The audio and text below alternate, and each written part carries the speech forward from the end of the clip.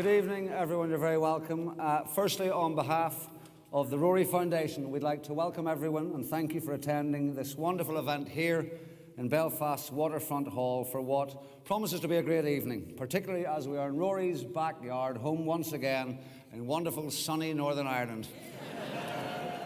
And of course, this is a very special week in the golfing calendar too, with the Dubai Duty-Free Irish Open being held here up on the north coast on the beautiful Portstewart Links course, with the defending champion, no less, Mr. McIlroy, hopeful to repeat last year's phenomenal win at the K Club.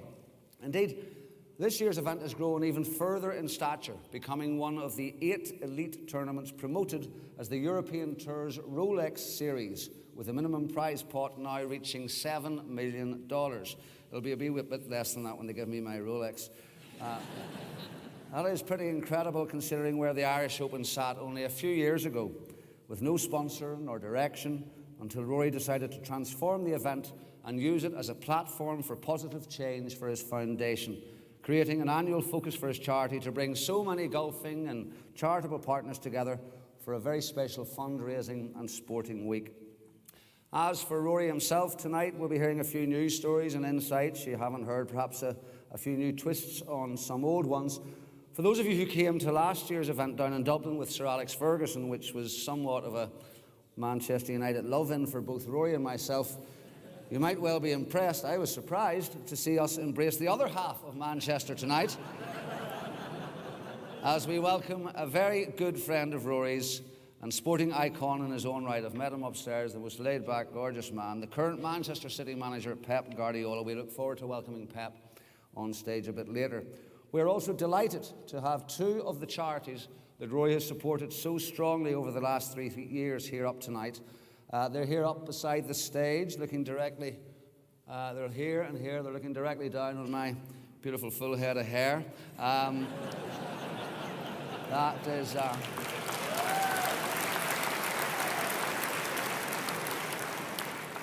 If I take the piss, it means you can't. Those charities are the wonderful Cancer Fund for Children and the Magnificent Men Cap. These are 2 local charities that have helped transform the lives of so many children and families here in Northern Ireland, so a special thank you to them.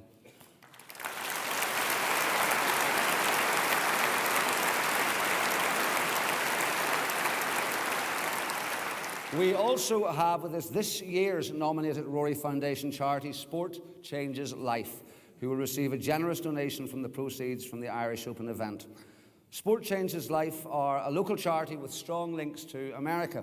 Through their Victory Scholars program, they bring basketball and golf athletes from colleges in America to spend time in Ireland to study and to mentor young, vulnerable kids in disadvantaged areas of large towns and cities in Ireland. We'll hear a wee bit more about their work later. And it's worth repeating that at this point that all of the funds raised here tonight will help the foundation to continue the great work and support of such special local charities, and that everyone on the stage tonight has donated all of their time completely fee-free. Yes, you heard it from my own mouth, and I'm a man from Brisbane originally. That wasn't easy.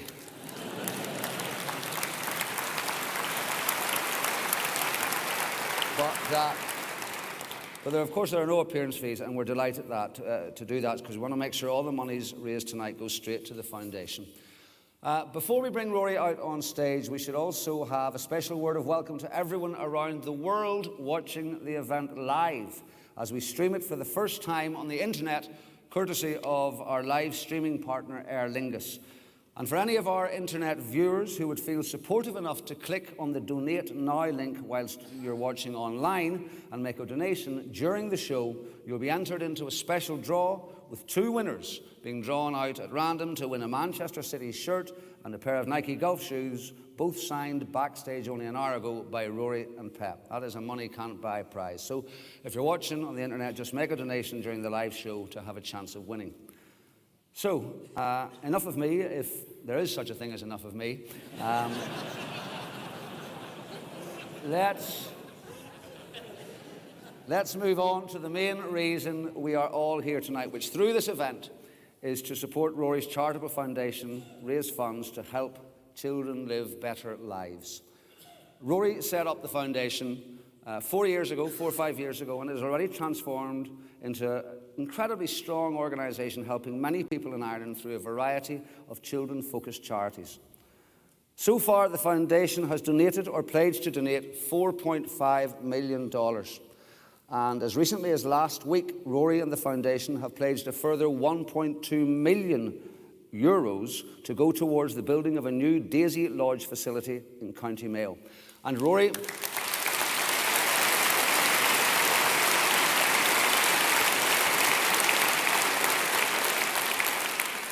I have to tell you, Rory won't thank me for saying this, but I feel it would be remiss of me not to say that since the beginning of that charity, he has put in a substantially large amount of his own money. We're talking 7 figures. It's an incredible gesture by an incredible young man.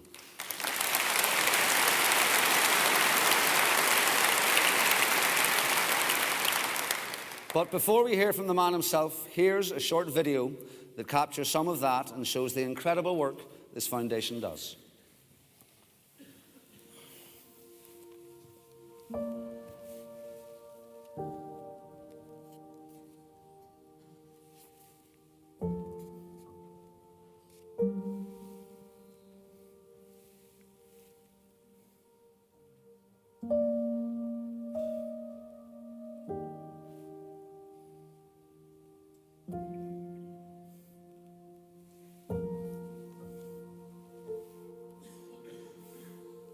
When I was 12, 13, I met 2 American basketball players. You would spend time with these guys, they would talk to you, they would help you, they would come and take our coaching sessions. It gave me a totally different perspective on the world, but more importantly, it was the difference that they presented. Sport obviously is central to everything that Rory does, and the leveller that sport is and how sport can affect positive change is something that really appeals to Rory. I love what Sport Changes Life are trying to do. Being able to bring students from America over to Ireland to be able to make a difference in the community that they go to. When young people meet them, the discussions can go anywhere. A young person in America, in New York, has the same problems that they have here. If we could have a situation where every single higher and further education institution on the island of Ireland had Victory Scholars reaching out into those communities, using sport as a communication tool to deliver these messages, then that would just be a dream come true.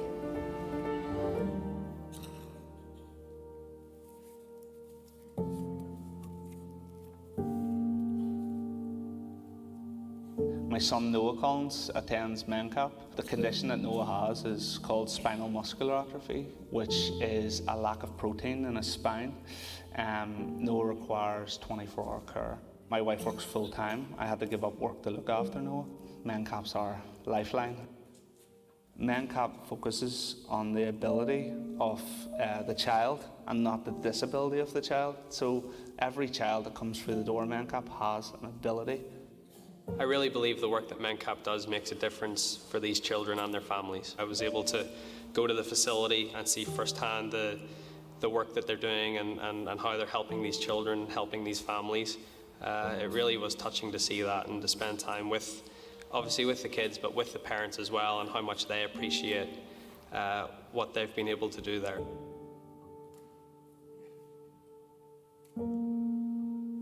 The last time we had the Irish Open in Northern Ireland was when Daisy Lodge was opened. We saw it from when there was nothing there to this amazing facility that they've provided. It makes a huge difference. We wrap around each individual and whole families a range of therapeutic services which are quite subtle, build a level of resilience that will allow them to cope when they leave here and go back to face whatever lies ahead. For me, it has been part of the treatment.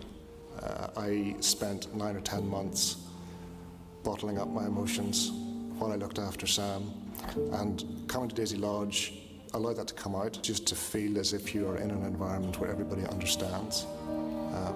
It's something that you can't get anywhere else.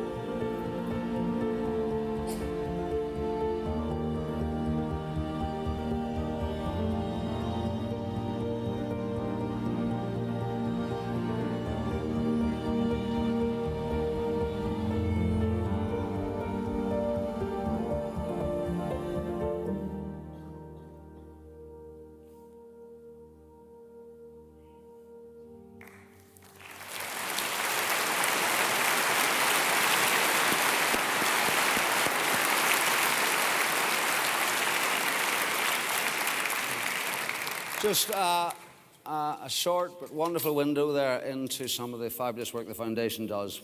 It's time now to introduce our host. With a record-breaking amateur run under his belt, he turned pro in 2007, aged just 18 years old. In that same year, he became the youngest affiliate member to ever earn a European Tour card and the youngest player to ever rank amongst the world's top 50 golfers. In 2009, he picked up his first professional tournament win at the Dubai Desert Classic, and from then on, of course, it's been all downhill. In 2012 and 2014, he was PGA Player of the Year, PGA Tour Player of the Year, PGA Tour Leading Money winner, European Tour Order of Merit winner, and European Tour Golfer of the Year, an honour he also achieved in 2015. To date, he has notched up 22 career wins on both the European and PGA Tours. In 2011, he collected his first major aged 22 years old, the US Open at the Congressional Country Golf Club in Maryland, where he blitzed the field with an 8-stroke winning margin. His second major notched up at the PGA Championship at Kiowa Island in 2012, again with an 8-stroke lead. His third major, the Open, he collected at Royal Liverpool in Merseyside in 2014, and with his fourth major, the PGA Championship, he won for the second time at Valhalla that same year. And we don't think he's quite finished on the major front yet. So here is a little reminder, if anywhere needed, of the emergence of a global superstar.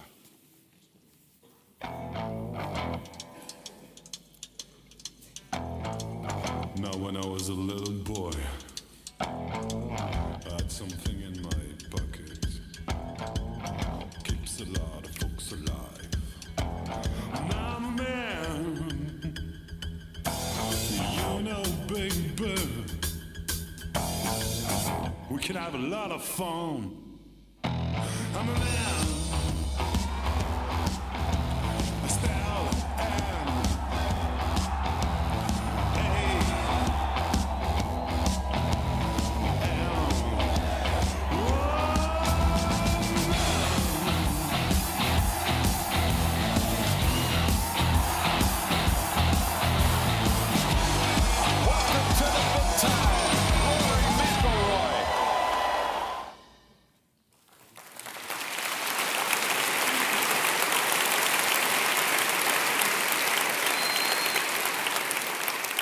Ladies and gentlemen, it gives me great pleasure to welcome Rory McIlroy.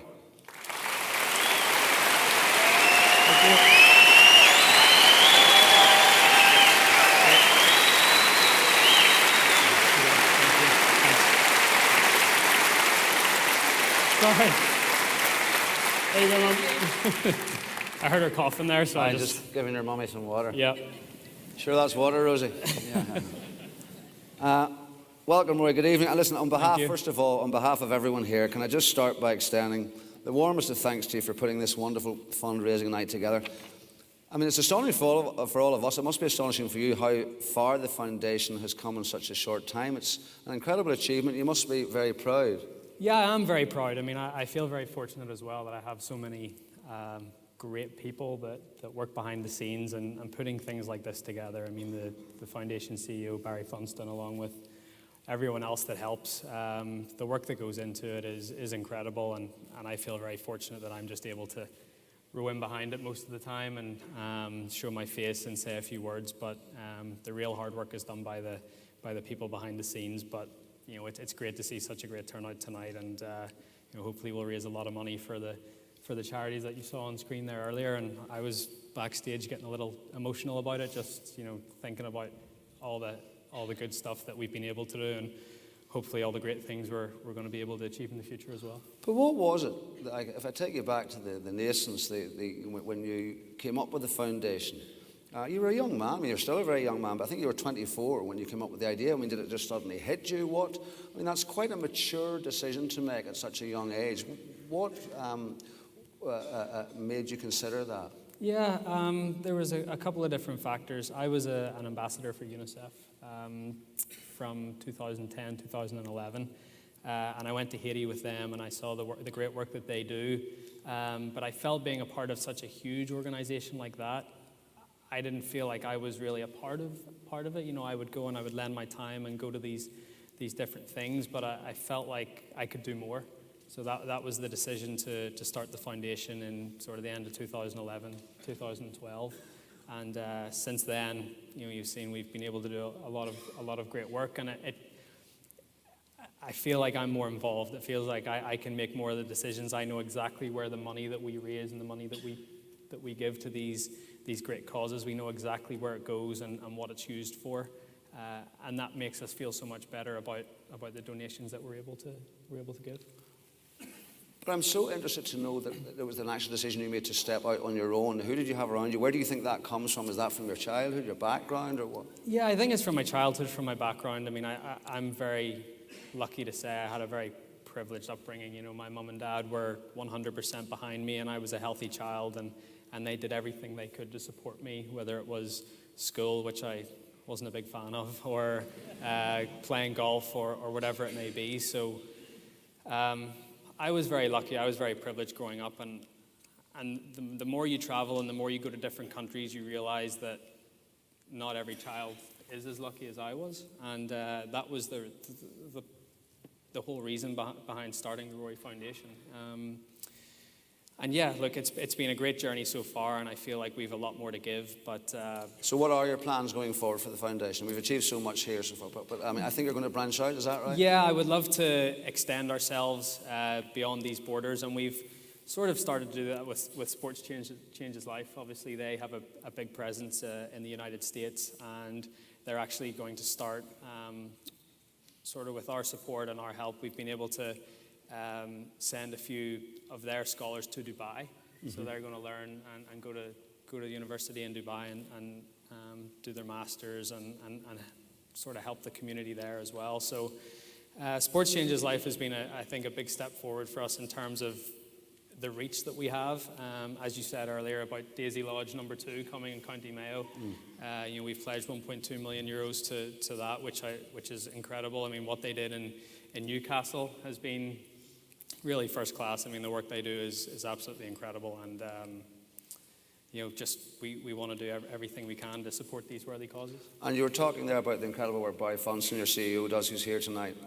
Barry, who I have to say is the real machine behind the Rory Foundation, and I think he does deserve a special round of applause.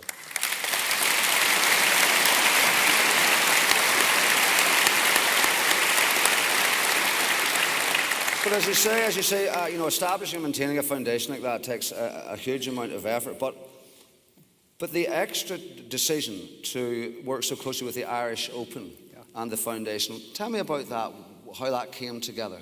Yeah, honestly and selfishly, the Irish Open was becoming more of a burden to me than anything else. How do you mean? Well, I play 75 to 80% of my golf tournaments in the United States. That's where basically I live now for most of the year. That's where my wife's from. That is where my life revolves around is the United States. And the Irish Open wasn't a tournament that I would necessarily come back to, just because of where it was such a huge tournament in the 80s and 90s that it sort of had lost its way a bit. And I was sort of thinking, what can I do to not just make the tournament better, but to make me want to go back? And there's some things that are bigger than yourself. And I made the decision to partner with the Irish Open and the European Tour. And I wanted to bring the Irish Open back to where it was in those great days of Faldo, Langer, Seve, Sandy Lyle, Ian Woosnam. That's what we're trying to get back. And I think that in 3 or 4 years, we've been able to achieve pretty much everything we've wanted to. But at the same time, I just didn't want to get it to this massive $7 million prize fund and take it all myself. I wanted to give it to the community. I wanted to help people by bringing such a huge tournament to this country, whether it's north or south, and to be able to raise money and put that money back into the community towards good causes. And I think we've seen already at Portrush, at the K Club, Newcastle, and obviously at Port Stewart. I mean, the crowds, people are willing to come, aren't they? Yeah, they are, and it's amazing that, I think we got 100, I wasn't a part of it, but this is where we started to talk about the Irish Open and getting involved, and I think we got 125,000 people to come at Portrush. I think there was the same amount there at County Down, and then hopefully again this year at Portstewart. Hopefully, we're on target. Hopefully to get more than 100,000 people there, which is incredible. And we benefit from that. The foundation, part of the ticket sales goes towards these great causes as well. So it's fabulous. Fantastic. And I hope you've all booked your tables at the Ramore and the Harbour Bar. Oh. Willie Gregg in the Harbour's going to be working overtime. So, if we have a look at the last year, you've had an incredibly busy year. And if you add all of that to your golfing commitments, your commercial obligations, your negotiations, and of course your personal life, you've had a very busy time. So we thought we might have a quick review of that year brought to us by the voice of golf, who is with us here tonight, I am delighted to say, Mr. Peter Allis. Have a look at this. Here we are, ladies and gentlemen, on the eve of the Irish Open, and all of us hoping for a repeat of last year's nail-biting thriller at the K Club. Young Master McIlroy certainly gave us a finish to remember, and what style. Who'd have thought when he was standing on the 16th fairway, trailing by a shot, that he'd go on a full-blooded assault, snatching a birdie after one of the year's most courageous shots and a two-shot swing that put him one ahead with just 2 holes left to play. But not content with his effort at the 16th, Rory decided to go one better at the 18th, giving us a fairy tale finish. 252 yards from the flag, Rory played a shot that was later named the European Tour's Shot of the Year. It ended up just 3 feet away, setting up the most elegant of eagles to put the Irish Open Championship truly to bed. Such a wonderfully simple sport, this game of golf, when you see it played like that. And that kick-started quite an eventful year for Rory. Next was a fine win at the Deutsche Bank Championship in Boston, where he came from 6 shots behind to blaze past the field with a final round of 66. More importantly, perhaps, it jumped him from 38th to 4th in the FedEx Cup, giving him an outside chance at one of golf's most glittering prizes. And so on to East Lake Golf Club in Atlanta for the FedEx Final. Our master player finds himself 3 off the pace on the last day with only 3 holes left. A thunderous drive at the 16th left a little pitch in with a wedge to the green where you boldly produced a little touch of magic to finish it off. You smelt blood, and all of a sudden the leaders began to feel just a little bit insecure. A birdie at the 18th set up a dramatic playoff with Ryan Moore, whose excellent clutch putting saves helped him time and time again. But alas, on the 4th hole, Mr. Moore succumbs to the inevitable. And I'm sure there was a good reason why your caddy, JP, looked particularly happy with that victory. A little something for the winter, sir. Then there was the Ryder Cup, that biannual tussle with our American cousins. This time it was back on their home soil. After 3 straight losses, the Americans wanted revenge. Perhaps they were doing it for Arnold Palmer, who had sadly passed away that very week. Or because they'd forgotten what it was like to hold that delicate, wee small trophy. But they certainly went on a spree that left red-blooded scores all over the board as their charge rarely lost momentum. But there was one grand gladiatorial adrenaline rush that kept us on the very edge of our folding chairs. Messrs. McIlroy and Reed at their fiery, animated best. Who will ever forget the 8th green at Hazeltine, where we witnessed the match of the tournament, the savage elation, and the respect in each other's abilities our great game brings out in even the most fearsome of competitors. Then there was this year's visit to Augusta, but once more it was not to be. Destined, as they say, to play the role of best man instead of the groom. There's always next year, so they say. However, that role of groomsman was one he managed to fulfill only a few months later, when he married the delightful Erica, to round off another memorable McIlroy year. Rory, here's to the next 12 months.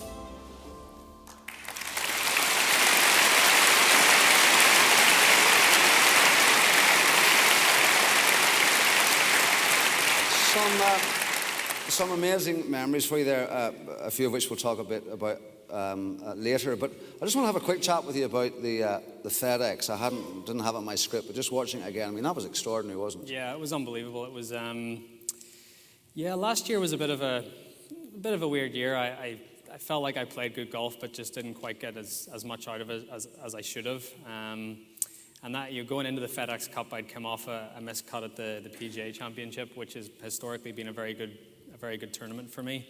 I started working with a new putting coach the week before, and I thought it was going to be this long process of sort of trying to figure out what I needed to do and improve, and the improvements came a bit quicker than I thought they would. I mean, because there is the small matter of, and I know you're not a man who would brag about money or anything like that, there's the small matter of playing for $10 million plus the, $1 million or so for the actual event. Yeah, it was 1.4 for that week. But okay. No, but sorry, 11.4. Really.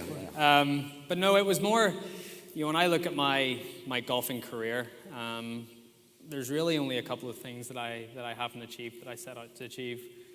Going into last year, one of those was the FedEx Cup, the other obviously being the Masters, which I want to desperately win one day. But one of those was the FedEx Cup, and you see the names on that trophy.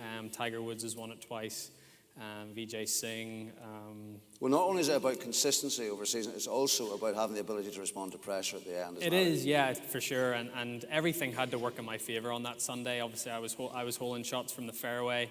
Dustin Johnson was not having a good day, and everything that had to go my way that day did go my way. And so how do you deal with pressure in that? I mean, 'cause there can be nothing more pressurized. I mean, of course, pressure is something you've dealt with all your life, and we'll go through your early life shortly. But when we see that there, you're facing such huge pressure. Yeah, and you're isolated. You're on your own. What do you do? I'd rather be on my own. I'd rather rely on myself than I'm much more nervous being on the sidelines of a Ryder Cup. So say I've finished a match at the Ryder Cup and I'm watching my teammates. I'm much more nervous watching that than if I was playing, because at least I'm in control. I'm in control of what happens. I'm in control of what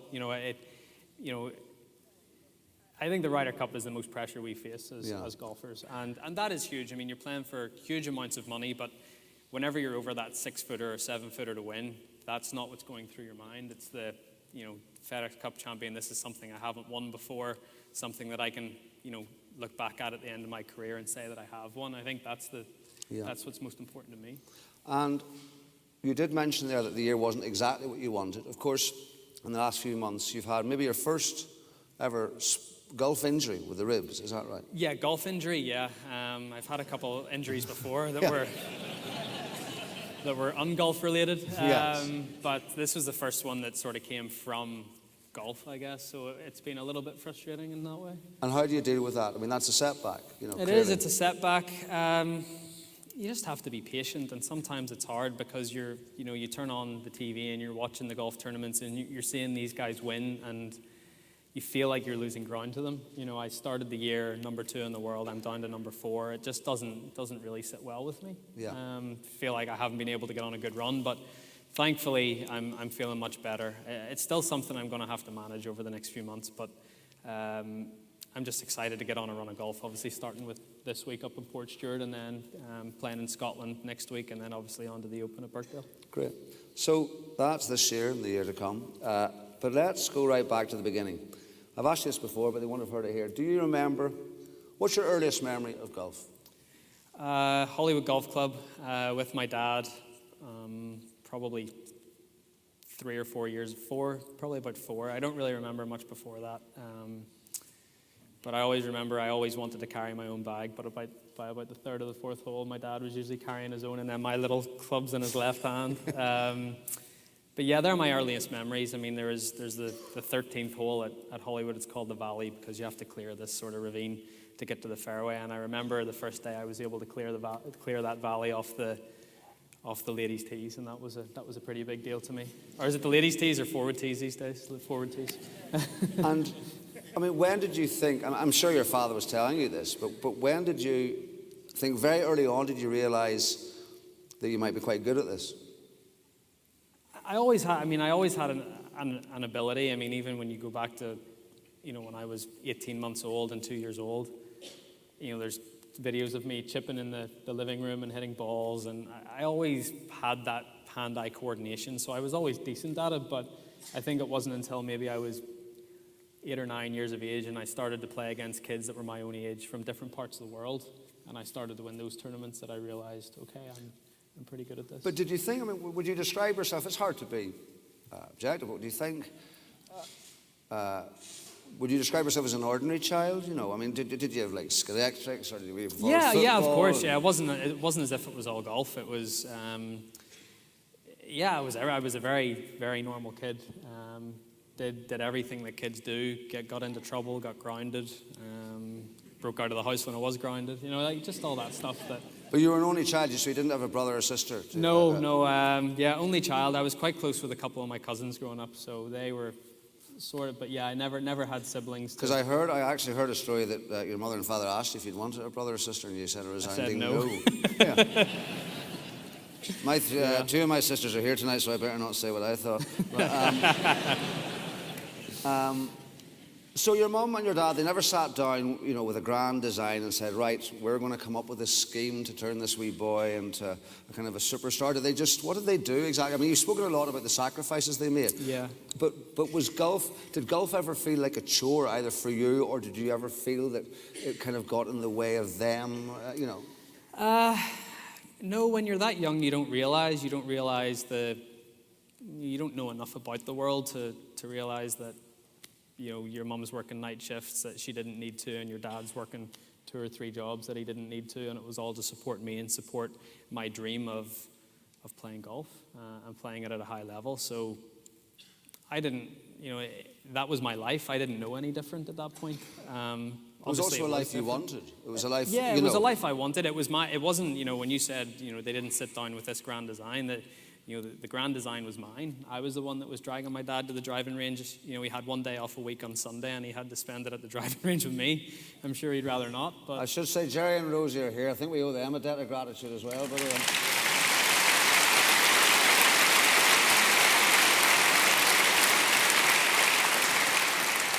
So it's interesting you're saying that was down to you. So why would someone, and how would someone so young, a 5, 6, 7-year-old, apply himself so doggedly to improving his game? I mean, that's what's I don't know. I mean, when I was 2 years old, the only thing, if I was crying or I was being naughty, my dad would sit me in front of the TV and put on Nick Faldo's Junior Masterclass, and it would completely shut me up. And I was mesmerized for 2 hours. You know, so it's, what's that? Yeah, brainwashed. Yeah. Imagine being brainwashed by Nick Faldo. So you have this passion and desire at a very early age. I mean, your lifelong coach, Michael Bannon, he would say it was very hard to keep up with you. He set you tasks and you bettered them, and you then came back to him looking for more. What was at that very early stage, what was the process of coaching with Michael? It was Michael, you know, my dad coached me until I was maybe 7 or 8 years of age. And, you know, you know, Dad was the one who made the great decision to bring me to Michael and say, look, I've done as much as I can with him.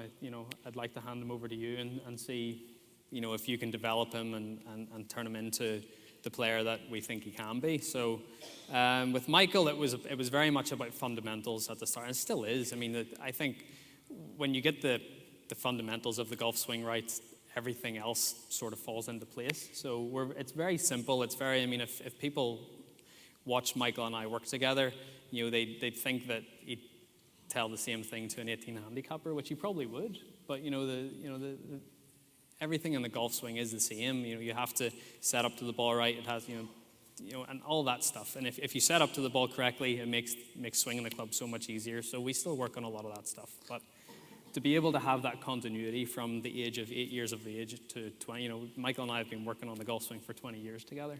You know, so we know each other and we know how we work. He knows when to say something. He knows when not to say something. And that's very important as well. But there is an element of sacrifice there. Maybe you don't see it as such, but I mean, I'll move on from this. But do you feel that you still had time for your friends? I mean, or were your friends involved in golf as well? Yeah, I mean, all my friends played golf. So, you know, my childhood was spent at the golf club, but I created, you know, and I developed some of my best friendships there, you know, and even my best friends now to this day still play golf and still are some are even involved with Hollywood Golf Club. So it's, you know, that's my, you know, that's why I love coming home, because you know, that was my life growing up, and my best friends in the world are here, and Northern Ireland will always be home because of that. Seriously, I mean, I feel the same, but it's wonderful to hear you say that when you spend so much time away, and also there's so much, not temptation, but reason for you to be away a lot of the time. Ulster and Northern Ireland still means that to you. Oh, it's I mean, I think it's the best place in the world. I mean, I love coming back here. I don't get to come back as much as I'd like. And whenever you have days like that today, you wonder why you want to come back so much. But you do. It brings you back. But yeah, I love it. You know, it's always home. It always will be. And I'm very proud to call myself Northern Irish.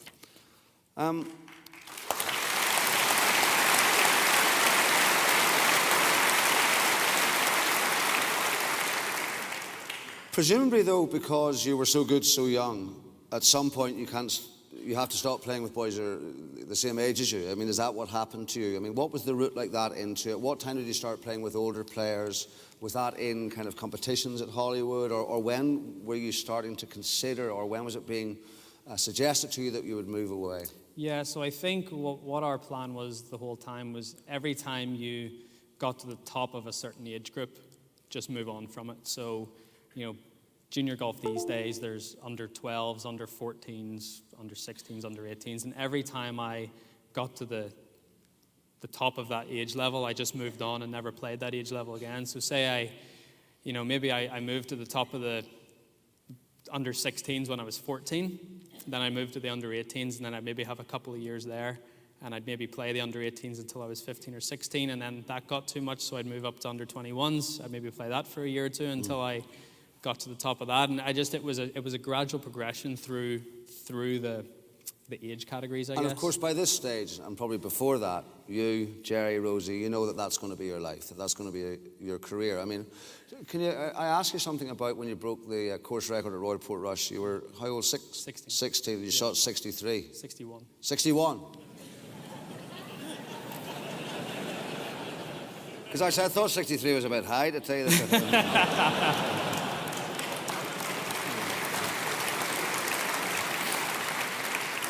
But I mean, clearly, you know, there was a buzz about you. But when you do something like that, was that in the amateur? Was that in the north? That was in the north, yeah. It was in the north? Yeah.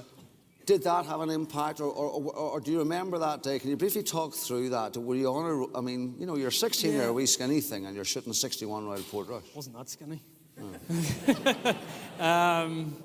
Yeah, I just come back. I played the Scottish Open the week before on the European Tour, so even at 16, I was getting invites into European Tour events and gaining so much experience and learning so much during those times. So, you know, when I was 16, I think Darren Clark told me to turn pro when I was 16, and I was like, hold on a minute here, you know, I'm still very young. I still want to, you know, I had committed to go to university in the States, and I ended up never going.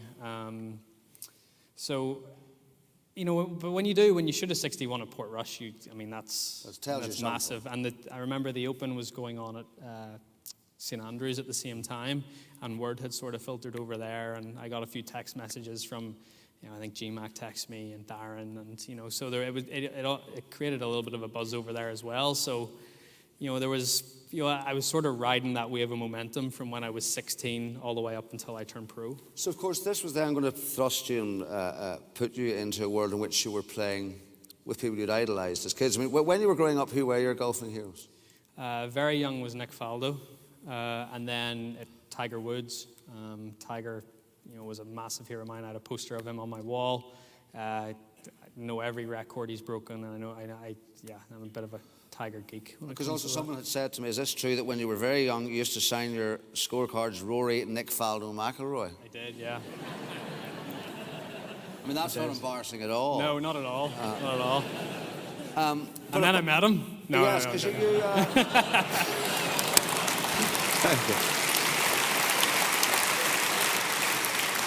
But was there a Nick Faldo Academy or something you played with? Yeah, so in fairness, Nick was very good to me growing up. I was a part of a thing called Team Faldo, and I spent about 10 days in California with him every winter as part of this Team Faldo. There was a few other really good young players at the time. Oliver Fisher was on that same sort of program, who's playing in the Irish Open this week.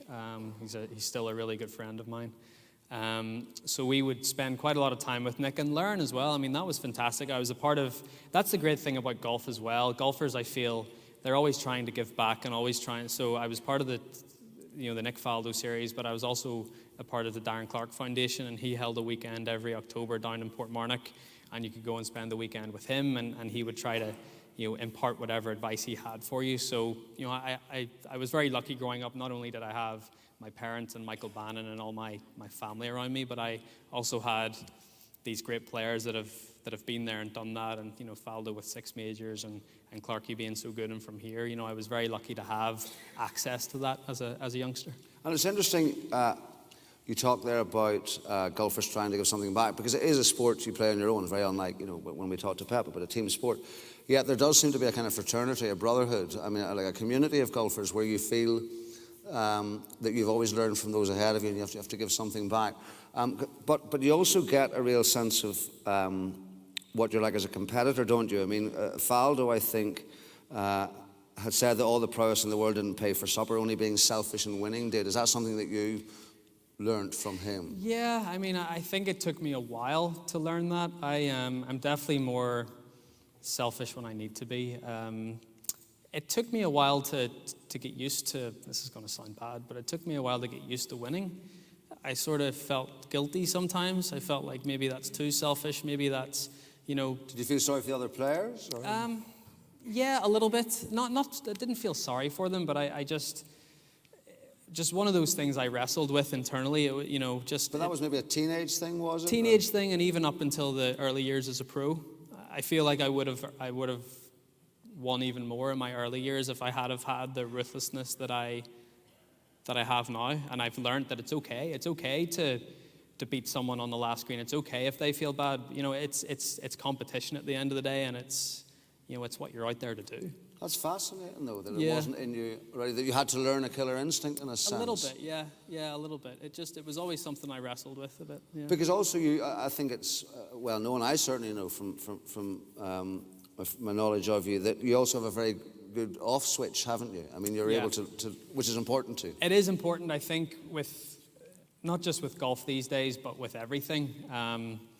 Seasons are so long. Even just talking to Pep backstage, the football season now has become so much more stretched out, and the players have less time off. And the same with golf. you could play literally every week of the year if you wanted to. I could play 50 golf tournaments a year, but it's not going to be good for you. It's if anything just going to be detrimental to your game. So I find it okay to be able to switch off, and I feel like I have enough confidence in my ability. If I take a full week off with not hitting a golf shot or not playing golf, and I get back the next week and play, I feel like I still have enough in there that I can compete, and I have that confidence. But it's massively important to get away from it, because yes, it is my career and ultimately my life, but you have to create time for other things. But also it can be, I don't know if you agree with it can be kind of a lonely old business. I know you've got your caddy there, JP, for advice, but essentially you're with your own thoughts really for 4 or 5 hours a day. Yeah.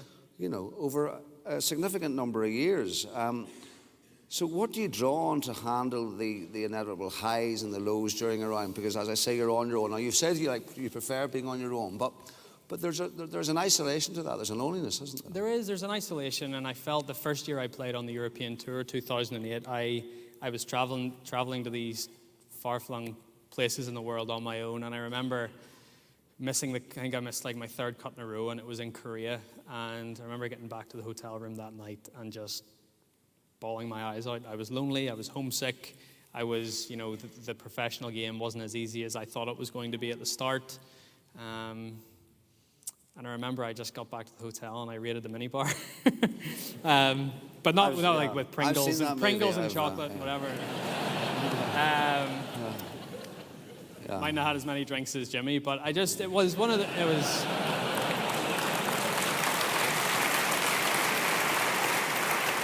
But no, it was one of those things where you realize, okay, this isn't going to be as easy as I thought it was, and I'm going to have to persevere here, and I'm going to have to put my head down.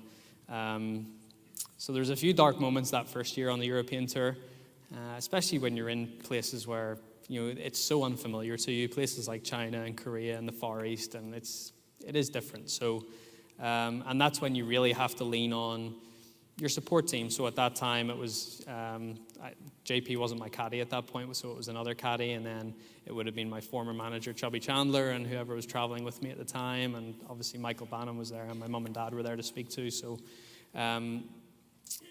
that's when it really helps to have a great team around you, and I feel like over the past I don't know how many years. There's always been constants in my life, and that's obviously been my parents, Michael Bannon, my friends, my family. But, you know, JP, my caddy's been on the bag for, it'll be 10 years next year. And so many people. I mean, obviously with my wife Erica now, to have her to lean on for her support and to be able to talk to her about anything is huge. So it's an individual sport, but at the same time, there is a big team around you that you can lean on when you need to. And something you've become more interested in, because you're talking about the psychology of the sport there, in a sense, but you've also become increasingly interested in the science and the health as well as the psychology. I mean, we just have to look at you now to see how important athleticism is to you in the sport. You know, I mean, you have changed dramatically over the years, but that's something you firmly believe in. What really prompted that, and what is that process like? Yeah, I mean, the reason that I got into basically just looking after myself a bit better, watching what I eat a bit more, going into the gym, it was more for longevity than anything else. I've struggled with my lower back since I was 18 years of age. I've got a troublesome disc. You know, it's just it's wear and tear from 25 years of swinging a golf club, I guess, and that's something I always have to stay on top of. And so to protect that, you need strength, because of course we could say if you shot 61 at Portrush when you're 16, your club head speed and all that must have been phenomenal anyway. But I suppose if you want to, I had the speed, I just didn't have the stability to support it. So that's it would mean that my body would break down if I'm trying to swing a driver at 120 miles an hour 200 times a day when I'm practicing. That's going to take its toll on your body. Even if people don't think that golf is really an athletic sport, you still put forces on your body that are pretty big. So it's just a matter of looking after yourself, making sure that you're strong in the right areas. I don't need to be as big as Stevie Ferris. You think he's somewhere in here tonight? So I don't need to be as big as him or as strong as him. Nobody's as big as Stevie Ferris. No, this is true. Great rugby player who's here with us tonight. But I just need to be strong in the right areas and look after myself. And if I do that, maybe my career will end at a bit of a later stage and gives me a few more opportunities to win tournaments and win majors. Talking about winning, I'd love to talk to you about what it is like for that win. I mean, it's I'm trying to get behind what it's like to sink a final putt, because in golf, unlike many other sports that embraces success with frenzied celebration, I mean, there's no skidding across a green, although, as we'll see quite soon, you got quite pumped up. What does it feel like? I mean, is it joy unparalleled, or what does it feel? I think it's equal part joy and relief, because it's the joy of winning, and it's the joy of realizing all those hours that you've put in and everything that has happened from where you started off to lifting that trophy. Everything was worth it. Everything made sense at that point. But there's relief, because so many times you could be in a great position and it's just tiny little things go your way or they don't. And that's the difference between winning or losing. And I've been on the right side of it, lucky enough, quite a few times, but I've also been on the other side of it. And it's tough. It's really tough. But I think in golf, you're going to lose a lot more than you win. So even in the losses, you're constantly looking for silver linings. You're constantly looking for positives in the losses, so that you can keep going and keep, it motivates you to go and practice again.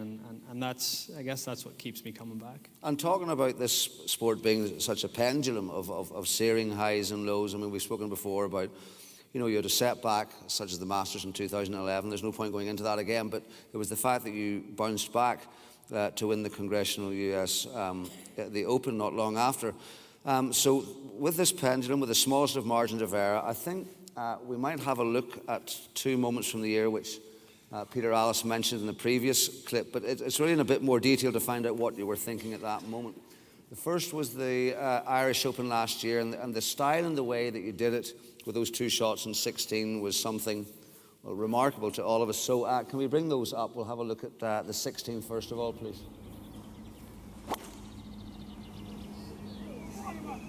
Just a little left, but let me tell you, it looks a good one.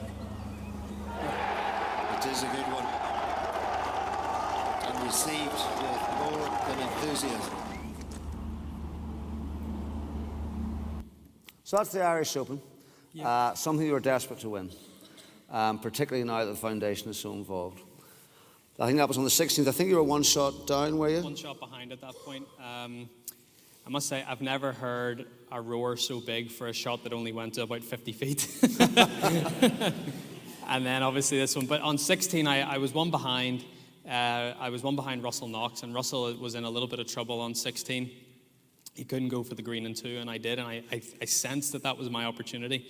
It was my opportunity to at least get level. I thought if I birdie this hole, I'm going to get level with him with 2 to play, with the amount of crowd support that I have behind me.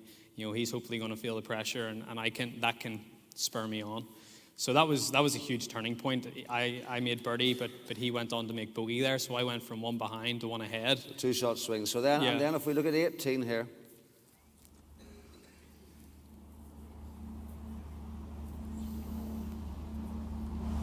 252 to the flag, starting it down the left side, just moving it in from left to right. Look at that, what a shot.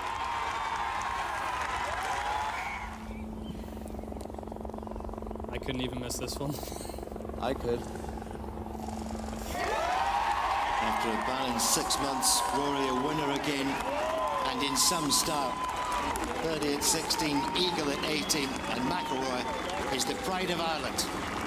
But you see, that really is pressure there. I mean, surely even you can see that. It's the Irish Open. It's your foundation. You've had a difficult time.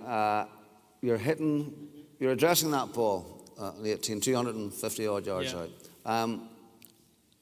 What are you thinking? So again, it's all about trying to find positives and trying to put yourself in a positive frame of mind. In the Pro-Am there on Wednesday, I had nearly the exact same yardage, and I tried to hit a 3-iron.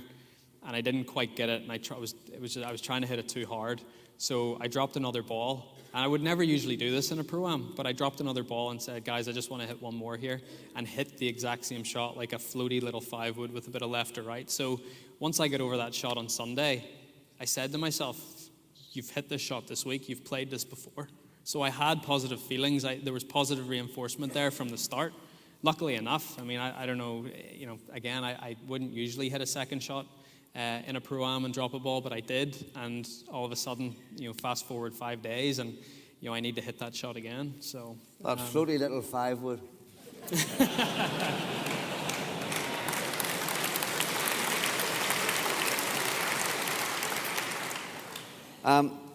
The other great sporting memory we all remember from last year is the Ryder Cup. I mean, you've spoken all about the Ryder Cup before, what it means to you, what it really became to mean to you, that notion of team sport. And of course, we'll have a look here at the 8th hole, the incredible battle you had with Patrick Reed, which was symbolised on the par 3. Can we run that?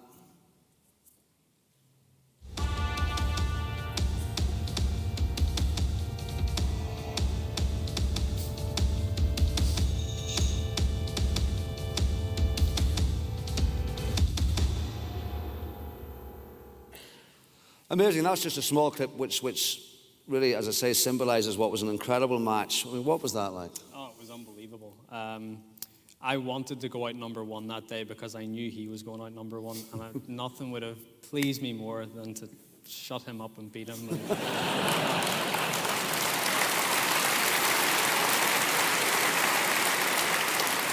But it's maybe the only time on the golf course where I almost got too pumped up. Looking back on it, look, it was great, but I was very proud of my singles record in the Ryder Cup. You know, I'd been unbeaten in the previous 3 that I played. Obviously, I lost this match, but I didn't go down without a fight. But it was incredible to be a part of. I mean, I think if you're a pure golfing fan, the match that day was the Sergio Garcia-Phil Mickelson one. They were both 9 or 10 under par. They went up to last. It was incredible. But for that 5 or 6 hole stretch that Patrick and I played, it was just the most incredible thing to be a part of. And it's one of the, I don't usually get this sense, but I sensed it that day. I was like, wow, this is really cool. This is, you know, this is something I haven't experienced before.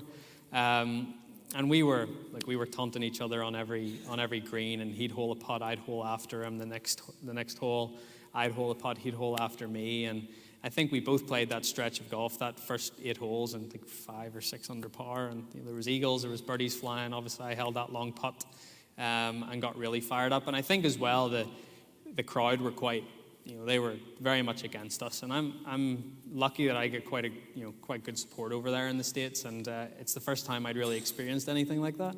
So it just made me fired up that little bit more.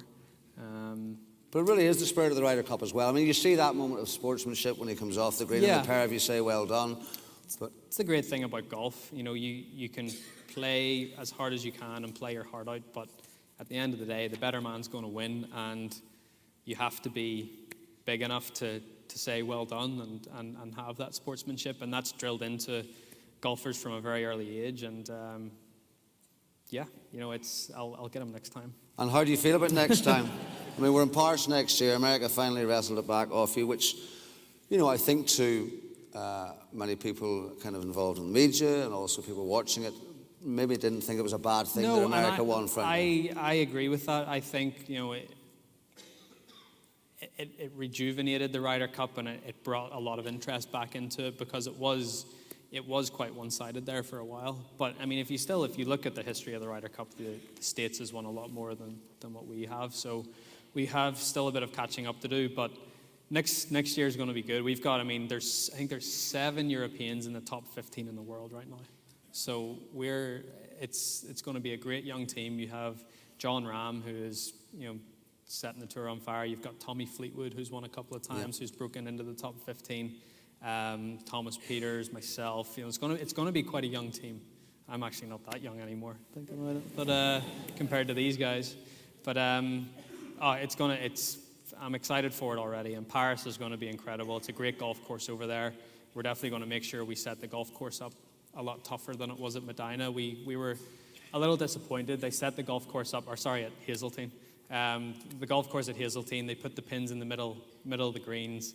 They cut the rough down, so a big strength of Europeans is driving the golf ball well, and because of the way they set the golf course up, that really negated our strengths, and it played into their hands. So, but that's what happens when you go to an away venue. They're able to do stuff like that. Just like when we get to Paris next year, we're going to grow the rough up and tell them hit it down that fairway, and they're not going to be able to. And here we go. Well, we look forward to it. Of course, it wouldn't be right to say that over the last 12 months you've also become a married man. I have.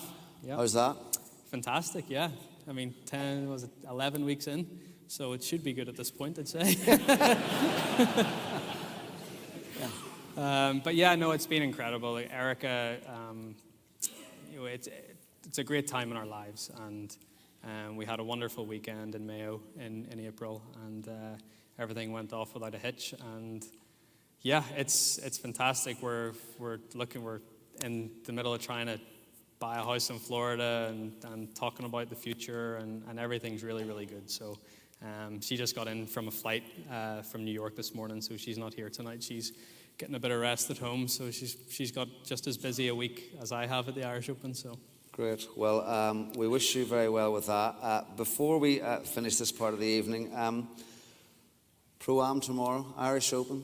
You played Port Stewart. How's it looking? It's looking great. It's looking really good. I got up there and played last week on Wednesday, and then I actually went up to play the new holes at Port Rush yesterday, just to check those out. But I went over to Port Stewart and had a look and did some putting over there, and the greens at Port Stewart are fantastic. So, and it's the place is looking great. So, fingers crossed the weather holds off, and it'll be I think it'll be one of the best Irish Opens ever.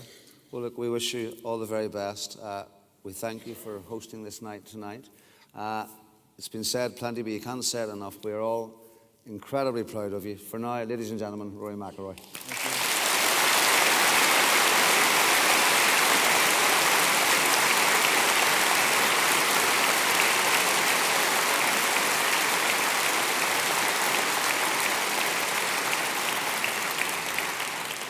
But just before we bring Pep on something a wee bit lighter, not that he's going to be very heavy, but we wanted to show the audience a video of the winner of a recent trick shot competition that your foundation ran on social media, with the winner getting to play in tomorrow's Pro-Am.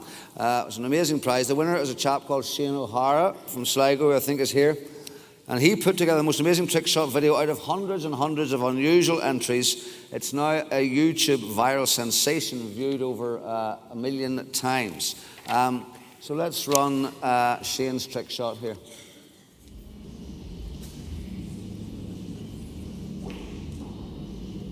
Now you've just hit your shot in the background of the Irish. So we've gone round one table, here it comes down.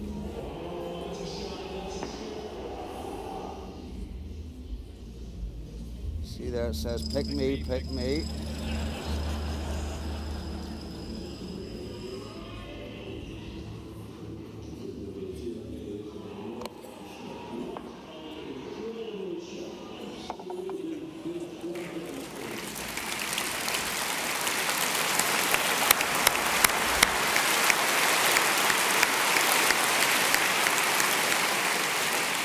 So congratulations to Shane. We look forward to seeing you tomorrow.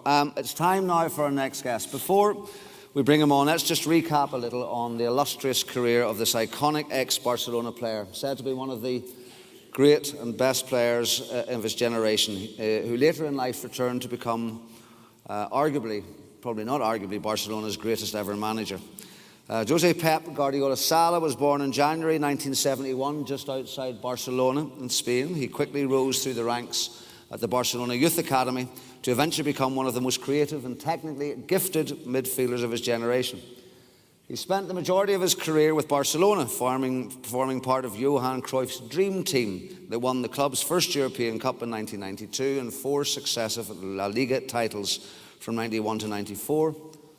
After retiring as a player, Guardiola became a coach of Barcelona B team, and in 2008 he took over as the first team manager, and in his very first season guided Barcelona to an incredible treble, winning La Liga, the Copa del Rey and the Champions League. In 2012, after winning 14 trophies in just 4 years in charge of the club, he moved on from his beloved Barca to move to Bayern Munich a few months later. In his first season at the club, Pep won the Bundesliga, the DFB Pokal, the UEFA Super Cup and the FIFA Club World Cup. He finished his term at Bayern with 7 trophies won, winning the Bundesliga, that's the league there, all 3 seasons he was there, including 2 domestic doubles. And on the 1st of February, much to Rory's and my chagrin, he began the latest chapter in his life when he signed a 3-year contract with Manchester City. He is often considered by many players, managers and commentators to be one of the best in the world. Let's take a brief look.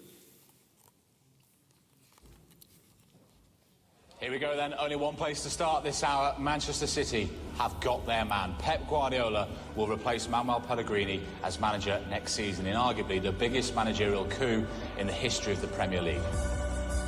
One of the best managers in the world, no doubt about this. He will bring tactical innovation, fresh ideas. It's interesting to have all the best players and all the best managers in the Premier League. Here is another test for my career, that's why I'm here. To prove myself that I am able to convince these players to play the way we want. At the end, we will see. Sophisticated. Magico. Intense. Motivator. Calculated. Genius. Evolutionary. Great coach. A perfect job. Excellence. Perfectionist. Un obsessi.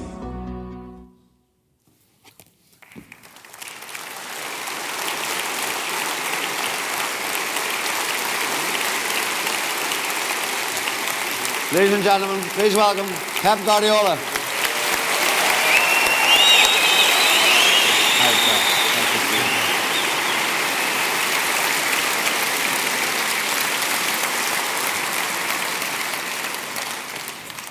Pep, you're very welcome here to Belfast. Now, of course, Rory, you as a United fan, but you met Pep, you know Pep. Yeah, so the first time Pep and I met was at the Ryder Cup in Medina in 2012. It was during his, I guess, his managerial sabbatical between going from Barcelona to Bayern Munich. Pep and his family lived in New York for about a year, and he made his way and took in a few golf tournaments. He was at the Masters that year, I think, and then he was at the Ryder Cup as well. So my dad being a big City fan himself, is very happy that Pep's here tonight. I think he talked Pep's ear off the whole way around that Ryder Cup, saying, when are you going to manage City? When are you going to manage City? So earlier this year, Pep and I were able to catch up in Manchester, and I had to pass on a message from my dad, and he was saying he was very happy, but he had a couple of tactical changes he thought he had to make. So Yeah. But yeah. Because I'm hopeful now we get Pep up to Portstewart, I might tempt him to become the manager of Coleraine. But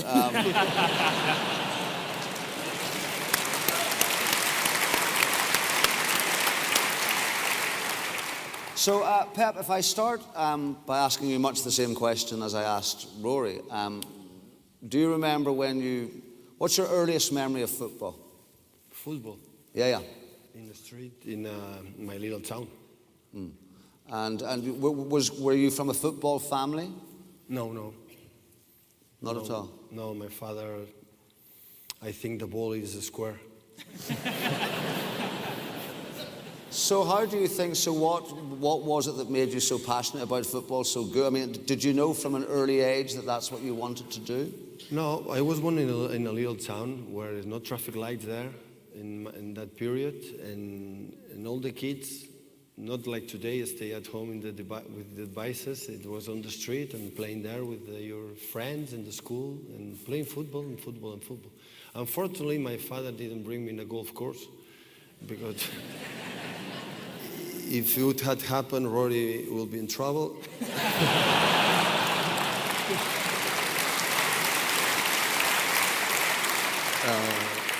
But it's okay, it was quite good.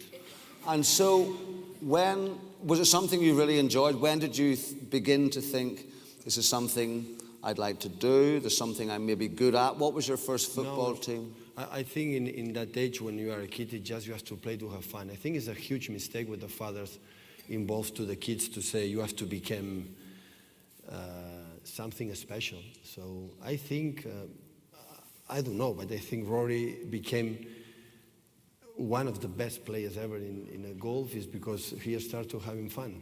And after he discovered his passion, and the rest is his talent and work ethics and so on. And so with you, what was your process? When did Barcelona find you, the youth team, or what? Yeah, I was in a little town playing close to the school, finished the school, going to train in a small club, and some scouting managers scouting from Barcelona offered me to go to Barcelona to make a test, 3 games, friendly games, and the first one, it was, believe me, a complete disaster. And I thought they are not going to call me anymore, but they called me again, and after they signed me with 13 years old, I moved on from the little town, from the academy from Barcelona, and there I received absolutely everything, not just in the terms of the football skills, about respect the manager, respect your teammates, understand when you lose. Okay, it's a big chance to improve. When you win, be humble. And it was an amazing. Was that the farmhouse? Was that La Masia? Masia. La Masia. Yeah, it's a typical house from Catalonia, named it La Masia. And we were there all the week, in the morning in the school, in the afternoon, night training session. We can see the fathers, and that's all. Oh, so you stayed there? Yeah. Yeah, because it was a very famous Barcelona footballing academy, wasn't it, La Masia? Yeah, definitely. And so you're there at the academy, and did Cruyff see you there? Johan Cruyff saw you there? No, Cruyff came later. I arrived in 13 years old until 17, 18 was in the academy. And when I had 18, 19 years old, Cruyff came to Barcelona and changed the club. So Barcelona in that time, it was a good club. But came from Argentina manager, played like Argentina style, and came an English, Terry Venables, came there, so play like Mr. Terry Venables once. And after came Cruyff and said, now we're going to play in that way and teach us and show us the best way to play football. So tell me what that was like. I mean, so what age were you, when Cruyff came, were you already in the team when Cruyff came? Well, I was in the third team, and after 1 year, 2 years, second team, and started to train the first team, and after gave me the chance to or the hand to play in the first team. And so what was that like? What was it that he brought that you found so attractive, that was different from the Argentinian way, from Terry Venables' way? No, I'm not saying that Argentina or Terry Venables or the other coaches are not good. It's just to say he seduced us, involved us in the special way to look the football. I think he helped us to understand the game. So after winning, he helped us and why we have won. And when we lose, why there is a why. Why the space was wide. In another game, it depends on the moon open, it was narrow. And it was a book every day. It was wow, what is that?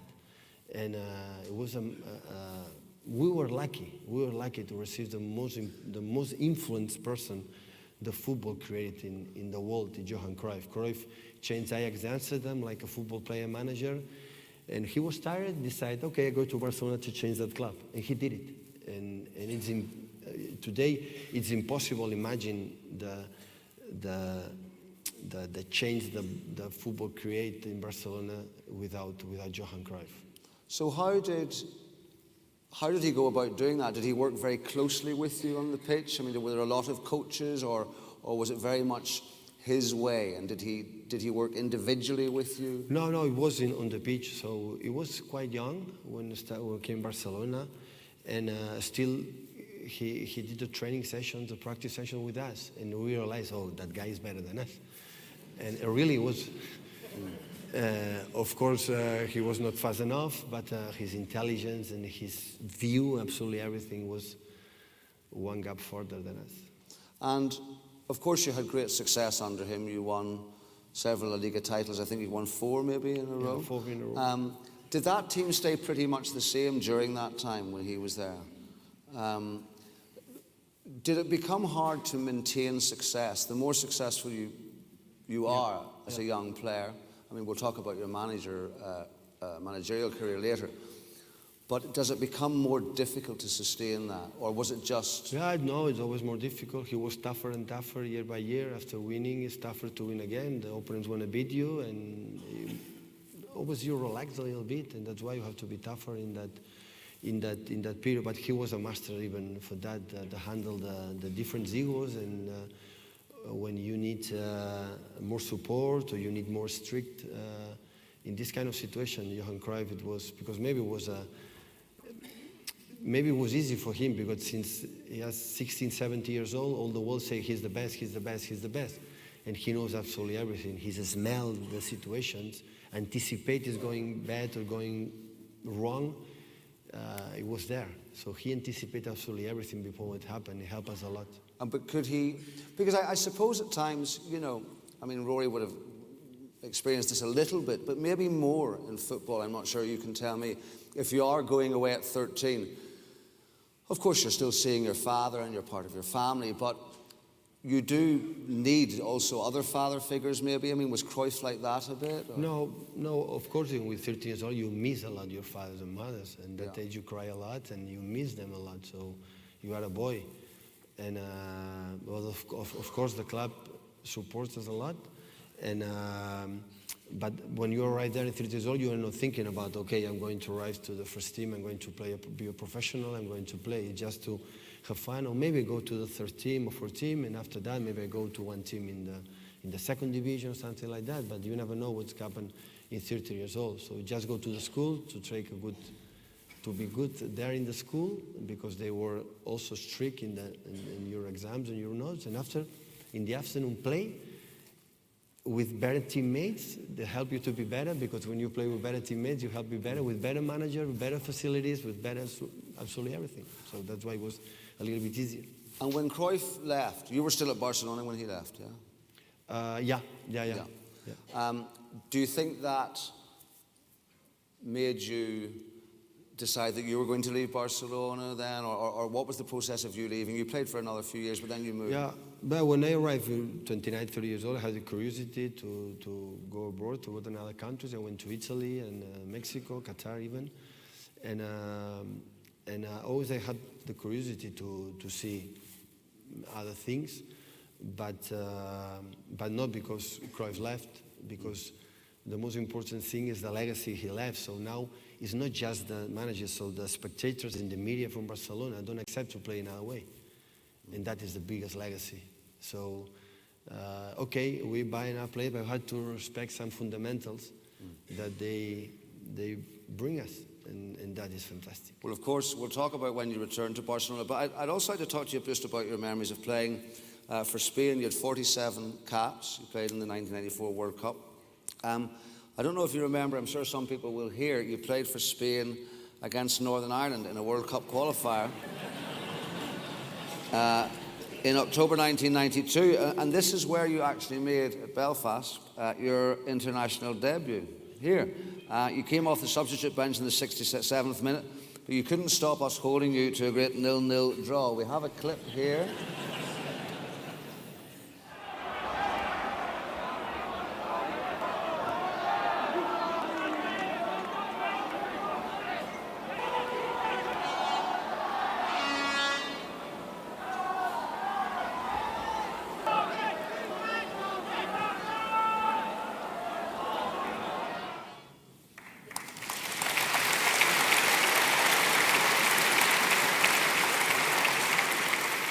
I have to say, you weren't being pressed terribly hard there, but it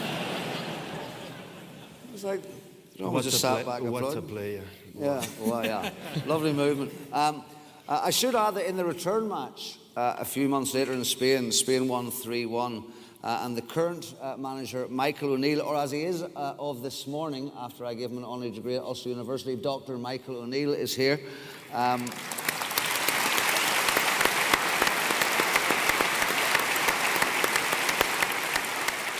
Michael played in the return match till he was substituted for Ian Dowie. What an accolade.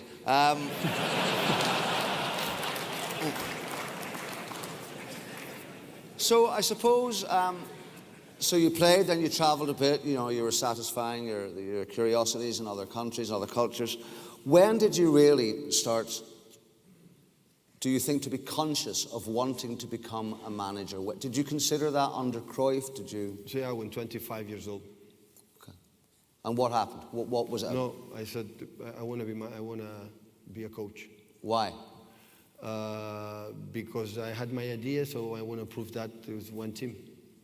It's simple like that. Maybe because they tried to understand the game and said, okay, maybe. So the pleasure to imagine one action, a game, and sometimes happen. That is, you know, it's wow.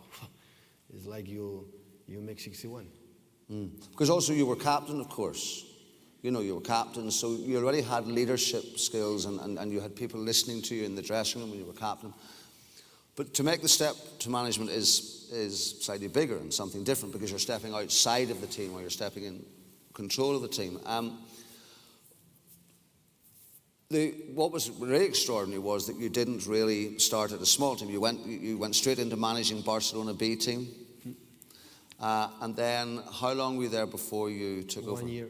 1 year. I mean, that's kind of extraordinary. How do you think that happened? Did you have to prove yourself? No, you don't have to think too much, because if you think too much, you don't become a coach. No, but of course, but they made the decision. I mean, Barcelona had to make a decision. Yeah, but decision depends on me. So it was a board in Barcelona, and I was 36 years old, and I retired. They knew that and said, okay, the second team need a manager. I said, would you like? I said yes, and I went there and I tried to involve in my believers, and we did it. And after what happened, the first team, they didn't make a good season, finished 18 points behind Madrid. And the manager, the board again, the president said, why not? And we're going to trust with that guy, and we did it. So I know it's hard for you to say because you're not in any way an arrogant man, but if a team finishes 18 points, if Barcelona finishes 18 points behind Madrid one season, the next season you go in, you start managing them, and they win the treble. What happens there? You know, I mean, so... Especially, wow, the manager was good. Oh, my God. But you know, I mean, No, I think we thought many times about that. So I think we bought 4 or 5 good players, very good players, and I think the stars going together. So in the right moment, the best player ever I have seen, Leo Messi, was in the perfect age. Well, not perfect, it was young. Ronaldinho in that the period went out and he took over. So okay, I'm a leader, and number 10 is it's impossible. You cannot imagine how good is that guy. You cannot imagine. And after a basis for the academy Masia, like Xavi, Puyol, Iniesta, Piqué, a lot of players in the right age, 24, 25, 26, in the same period, with a staff that we have the desire to eat the world and to eat absolutely everything, and everything, tack, tack, tack, tack, and was settled.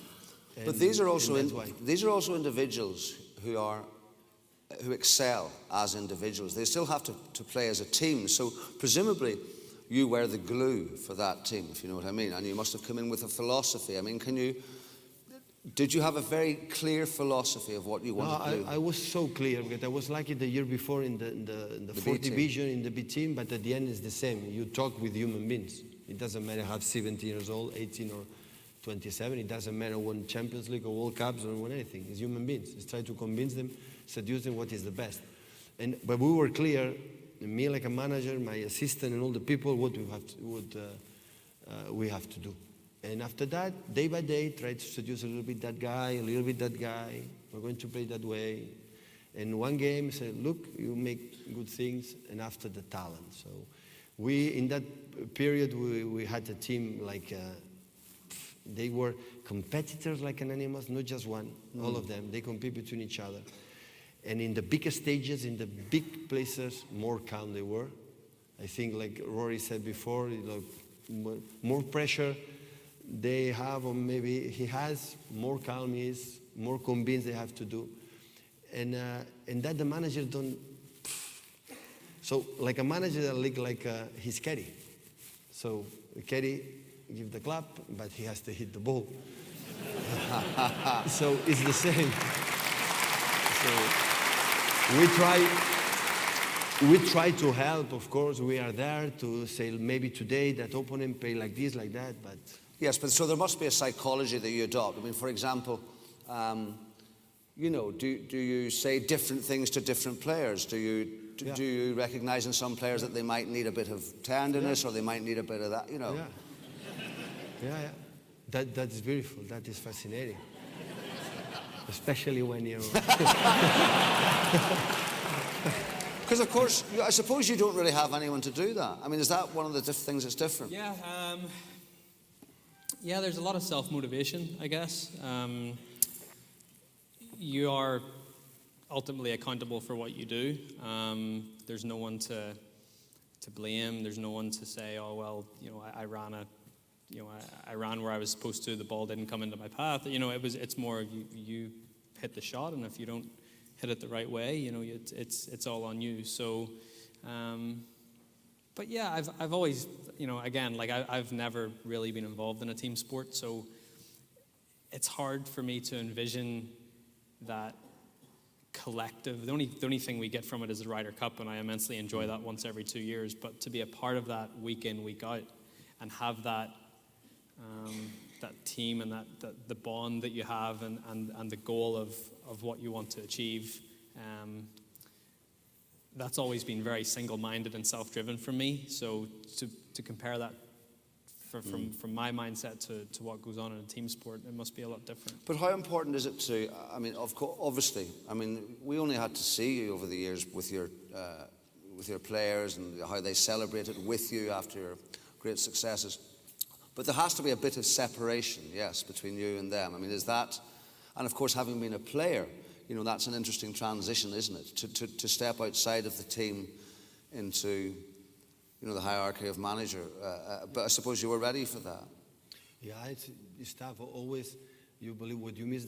I miss the most be a football player is the locker room.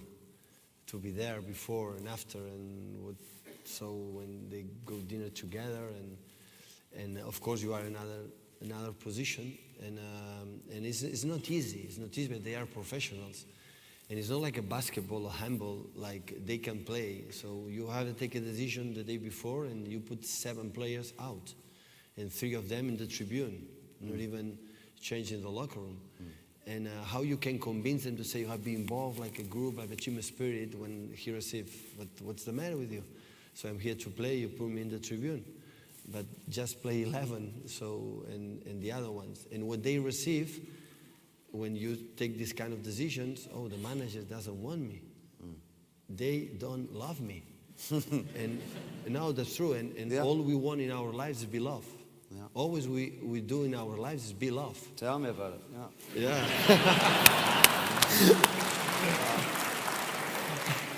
But that's true. But so you have that incredible success in 2008 with really the first senior team you've managed. The first day of the next season, are you thinking, oh my God, how do I follow this? Or does that never really occur to you? You're just thinking we continue, we improve, we play together. You know, I mean, you had 4 years of sustained success. Yeah, always there are things to improve. And football is not like all the sports. There's always you can improve, and always we won. But for example, the 4 years, my last year in Barcelona, I think we didn't win like the first year, but we played much better than first year.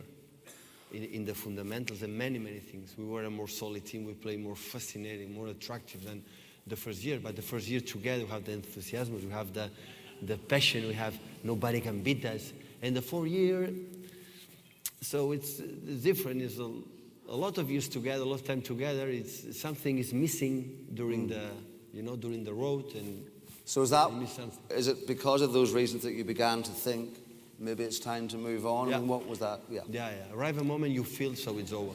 Yeah. Yeah, you feel that.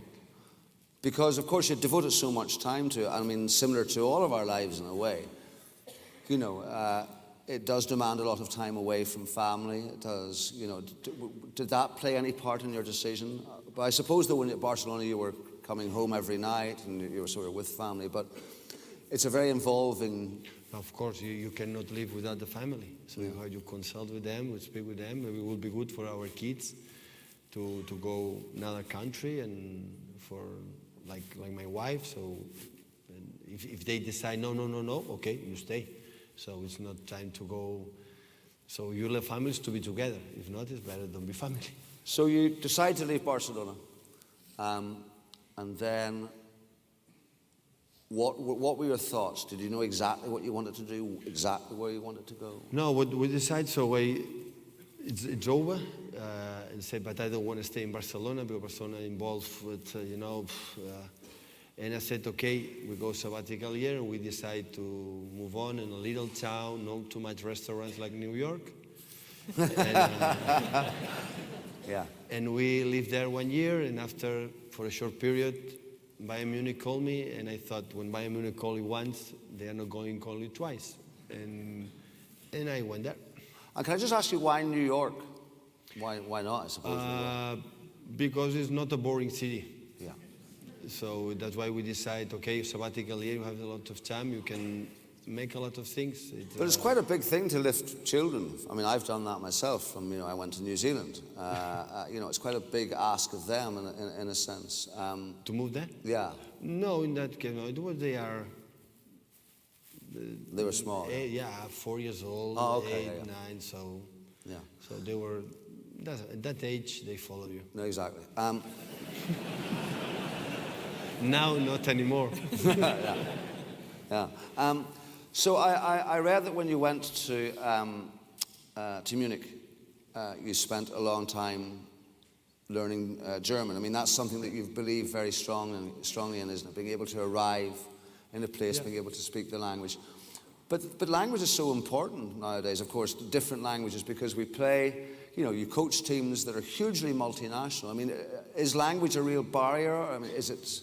You have to try it. So just for the respect for the country to help you to be there, to make education to our kids, to the hospitals, to many things, you have to be respect for the country. So the country is not going to adapt to your language. You have to try to learn.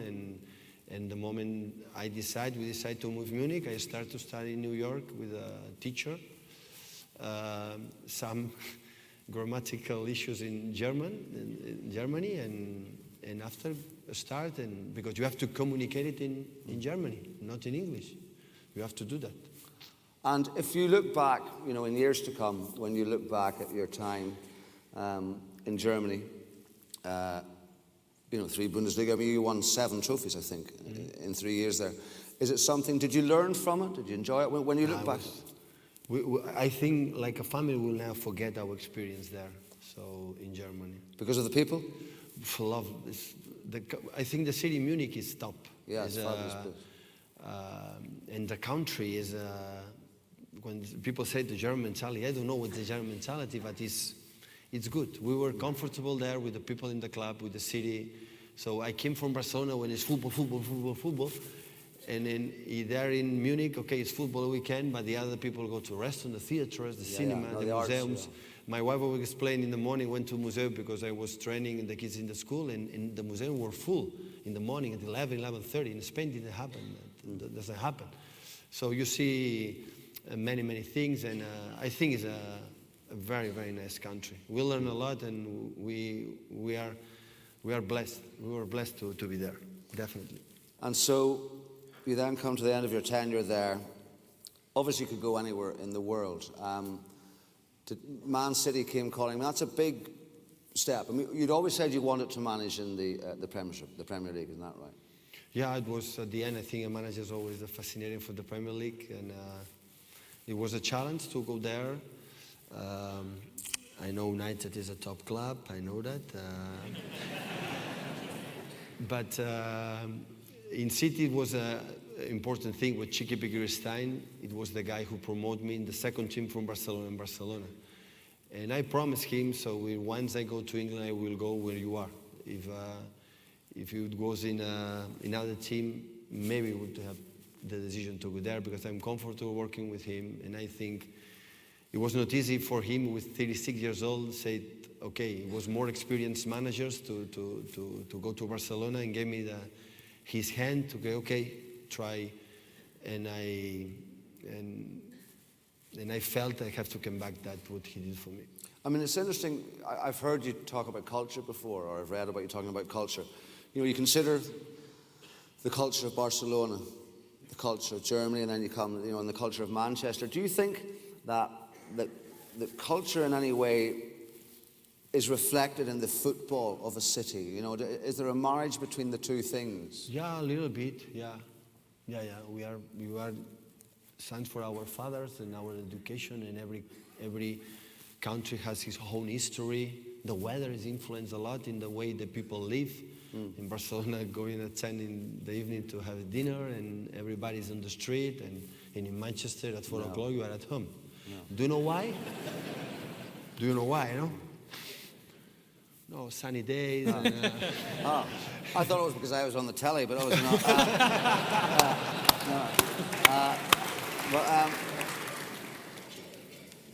not. And do you think that, you know, you've had your first year at City. It was a year of, you know, transition, acclimatization. You know, you've said it's a process. But, you know, say at the end of next year or the year after, I mean, are you ready to be judged on how that has gone? You know, because football, it changes so quickly in terms of people's perception of what success is. I mean, what would you consider success to be at the end of next year? Yeah, first of all, I want to say it's not a transition games in that level, so the people don't give you time. So, and football is completely different in golf. Maybe golf is more complicated, but there is not a guy who win every weekend or every year win the majors. So in football, the people believe, and you don't win, you are failed, and you are a disaster. That's a big mess because the media wants to, you know, to create this kind of situations. So I am the same guy, won the prizes behind, so the same one. I think a little bit better because I have more experience, or maybe not, because maybe it's the people say the experience help you, or maybe not. Because we are like a teenager, like a manager, you don't have a scary, and it doesn't matter what happened, and now maybe you want to defend what you have done, and maybe it's a mistake, I don't know. But at the end, what I'm looking for all the people, the managers, to be happy with the guys who are training, so I'm not here to thinking, start the next Monday, if we don't win the Premier League, win the title, it will be a disaster. So let's try to enjoy the process, to be there and see the team is a little bit better and better the day before, and you thought and you can convince when that's happened, and after you can win, that's amazing. It doesn't happen. But of course, you're also aware, as you always have been, of the fans. I mean, I'm interested. Are the fans in any way, because football here, but you can correct me. I mean, maybe it's the same in Barcelona and Germany, but football here really can be the very air that people breathe. It is their life a lot of the time. So I absolutely understand that, of course, you want to enjoy it and the players to enjoy it, but you must be aware of do you feel a responsibility to the fans, or you can understand their... Of course, we want to win. Of course we want to win. We train every day and we prepare slowly to win, but it happened in the past. But they are the other ones also want to win too. So not just me, not just us. So the other ones too, they prepare and they have good managers too, good players too. And they want to do that. It's what they do. The key is what they do to try to win. And at the end, you cannot deny. You cannot be a liar to the supporters. Supporters know when you put your heart on the pitch. They put absolutely everything. It's not talking about play good or bad, winning or losing. It's that I can assure you, always my teams that happen. It's going to happen again next season in the future. That's true, but it's not guarantee. So I'm going to win. No, you have guarantee when you have many circumstances. You are fighting for that. And we'll be finishing quite soon, but I just want to ask you, could you just say a bit more about, because you've played with some great players. You touched on Messi there. Exactly what is it that separates him and defines him, do you think? He's better than the other one. He has a gift. I think God from above say tick, and he's better. So he's a guy who's able to score 3 goals every day. He's a guy who arrived here immediately. There are 500 men and 600 women. Has the ability to see absolutely everything. Has an instinct to decide in nothing. And I think Manchester United suffered a little bit in 2 finals of the Champions League about that. Yeah. Yes, we did. Yes, we did. Yeah. No, he's an special. And especially he's a good his skills because he's intelligent. He can play in no position, but he's how competitor he is. He's not a guy to talk too much, but he knows exactly the message to his teammates or the manager what he wants. And I think that his huge influence in his teammates is that his teammates knows that he is there. And even the manager, even the supporters knows Messi is there. And relax a lot that. Because they know his teammates, sooner or later, that guy is going to take the ball, is going to make an assist and score a goal, is going to win the game. And he's a guy he enjoys to play the finals and to play and go to Madrid is when he enjoyed the most. And of course, Johan Cruyff created the mythology, help us to understand the game. But Messi helped us to put these kind of ideas in real time.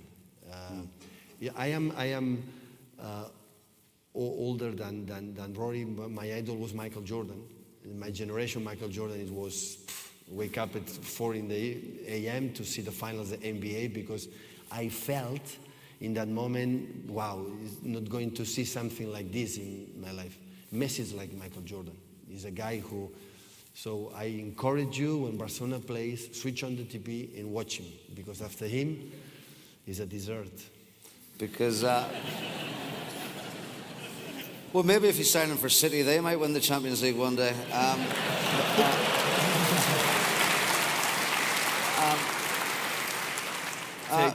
Take time. Yeah, just, it's funny you're talking about Messi, because an unusual fact that keeps appearing when I read about you is that Peter Crouch was your favourite English player.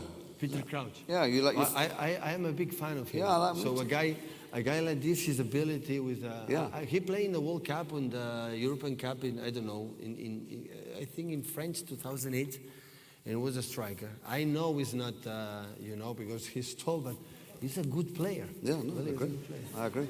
We've also heard that you, of course, you're not just here to talk about football tonight and to be here for Rory's Foundation, although we're very, very grateful.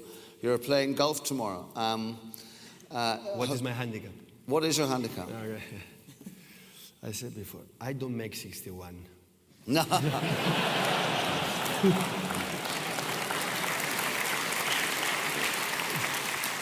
However, we know that you're better than you might be letting on, because we have 2 clips from you playing last week at the Belfry. Look the hands, guys. Look the hands. So first of all, can we just run the first one, please? This is you chipping in, playing with Ryan Giggs. Ryan Giggs is standing there. That's not easy. Yeah. And it goes.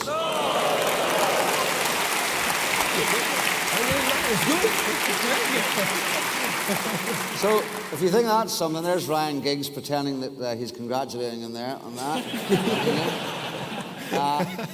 So he chipped in, and on the same round, the same day. Is the next one the same day? Rory? No, the next one. No, look. Yeah, the same day, yeah. Same day. Chipping across the water, the ball goes straight into the hole. Pretty pleased with himself, maybe a touch. As I'm saying, I was mad to take up football. No, I said, I said, put in the Twitter, please. Yeah. Be sure. So you're looking forward to playing. Have you played in the north of Ireland before? No, never. You haven't been up there? The first time it was on the pitch in the football. That is the second time. Yeah. Well, we look forward to welcoming you. Thank you so much for being here tonight. It's been...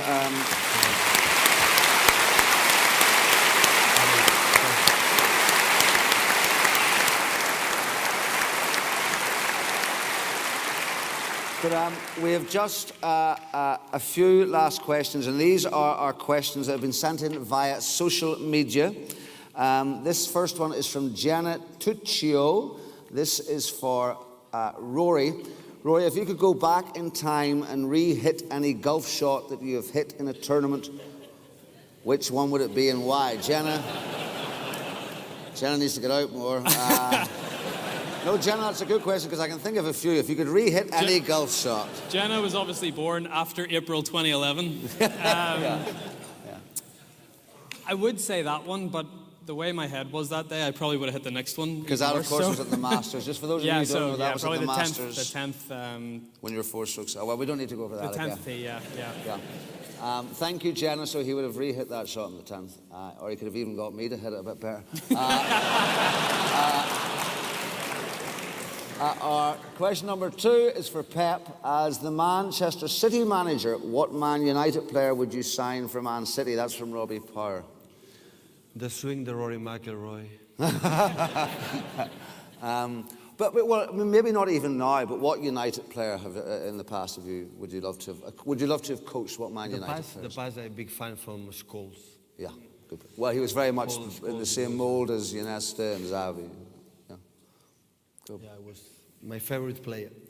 Now, this one is from Paul Kerry for Rory. If you didn't play golf, what would you do for a living? What could you do for a living if you didn't play golf?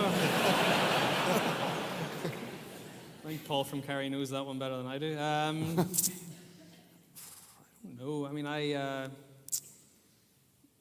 something to do with sport. I've always been big into sports, so whether that was sports management or even I was actually decent at sort of PE and biology in school, so whether it might have been down the physio route maybe, something like that, but something to do with sport, definitely.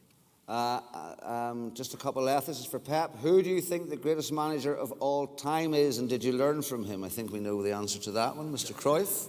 Unless you're talking about yourself, Mr. Cruyff. That was Sturdy Armour. I, of course, would think that you're up there, but there's a certain Michael O'Neill in here I'd put pretty high.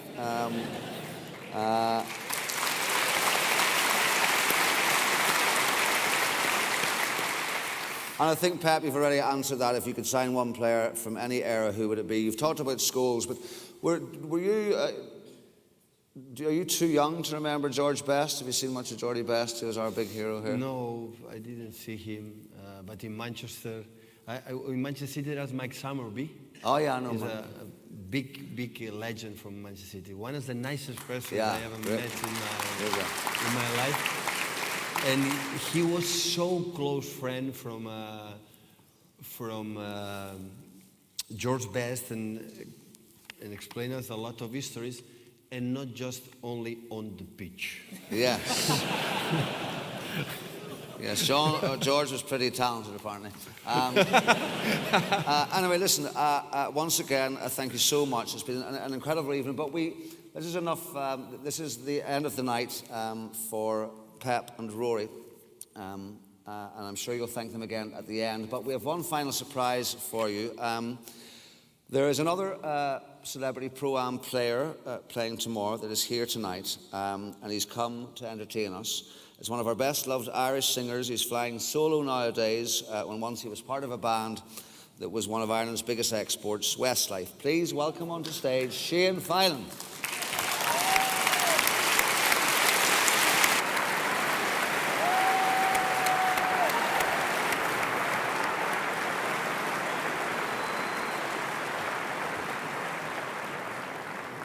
Shane, how are you? Well? I'm good. Hi, Belfast. How are you? Always nice to be in Belfast. You're very, very welcome. So, you play a bit of golf yourself? I do, yeah. I try to play it. I play maybe once a week, once every couple of weeks if I can. I always want to play a bit more, but... Have you played Port Stewart before? I haven't, no. I played Port Rush, actually, before, about 5 years ago. 5 years ago, yeah, with Darren, actually. That was the last time I played the Pro-Am. Oh, good man. And what do you play off? I play off 15. All right. 14.6. You're playing once a week and you're off 15. That's just the local members. That's the point. They're calling me bandit lately, but maybe a few shots better on a good day. Yeah, well, we're looking forward to seeing the wind and the rain in Port Stewart. Yeah, tomorrow's going to be a different ballgame. But listen, for now, we're going to take our leave. Myself, Rory and Pep. For now, thanks very much to them. We'll bring them on at the end, but please enjoy Mr. Shane Filan. Guys, we'll have this.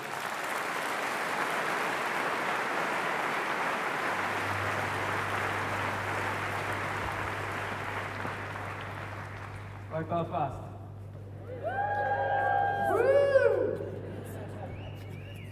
Right, I want everybody up on their feet. Come on. Don't be shy, everybody. Come on. You make me feel funny. You come around, you're dancing around out, honey. Hey, never do without you. You make me feel happy. I will leave you behind. Please in my mind now, honey. We'll never do without you. Oh, too far indeed. Everything we had, and if I find someone who's just like you, everybody say, we gotta leave the world without home. I tell you things no one else knows. I let you in when no one else knows. We'll never do without you. I've been looking for outside my door, all of the time I'm looking for something new. We'll never do without you. Come on, everybody up, don't be shy. Do without you. Well, I guess I'm ready. We're settling down, moving around, it's over. And I swear it's true, no much I made it.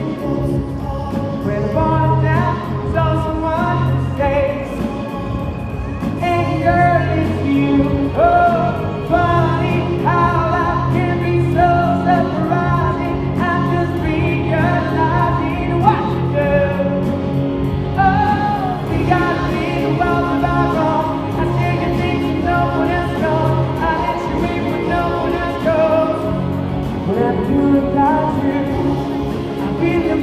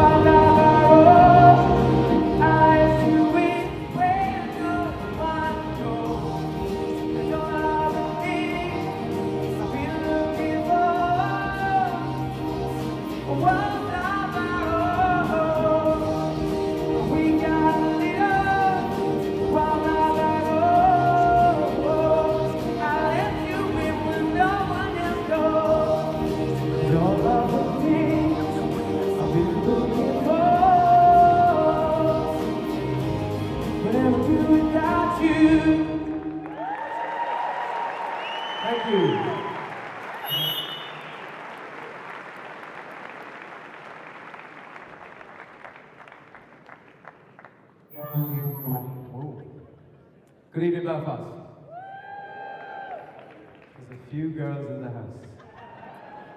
Usually when I do a concert, it's the men being dragged along.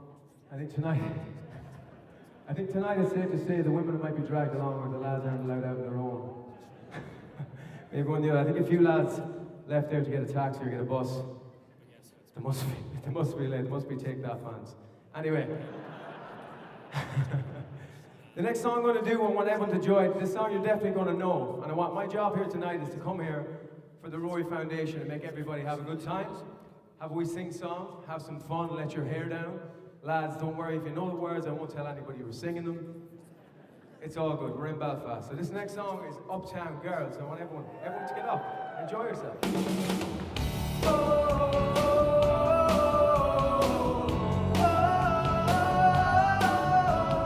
Uptown girl, she been living in a uptown world.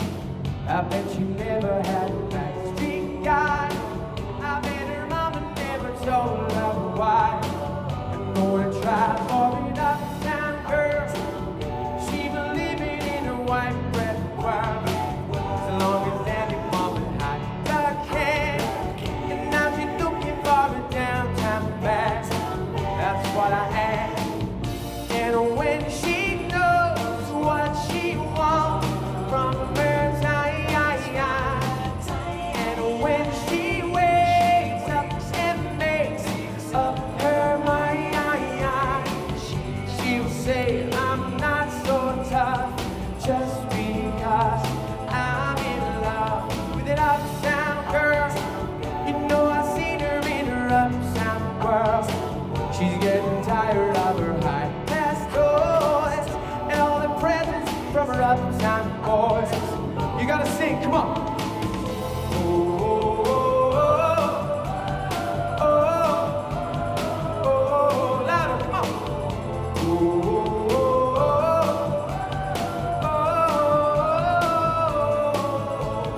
Uptown girl, you know I can't afford to buy her. Maybe someday when my shit comes in, she'll understand what kind of guy I've been. And then I wait. And when she's walking, she's looking so fine. And when she's talking, she'll say that she's mine. She'll say I'm not so tough just because I'm in love. Come on, Belfast.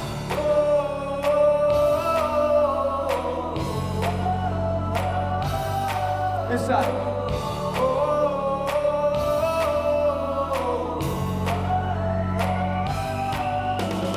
Uptown girls, she's my uptown girl.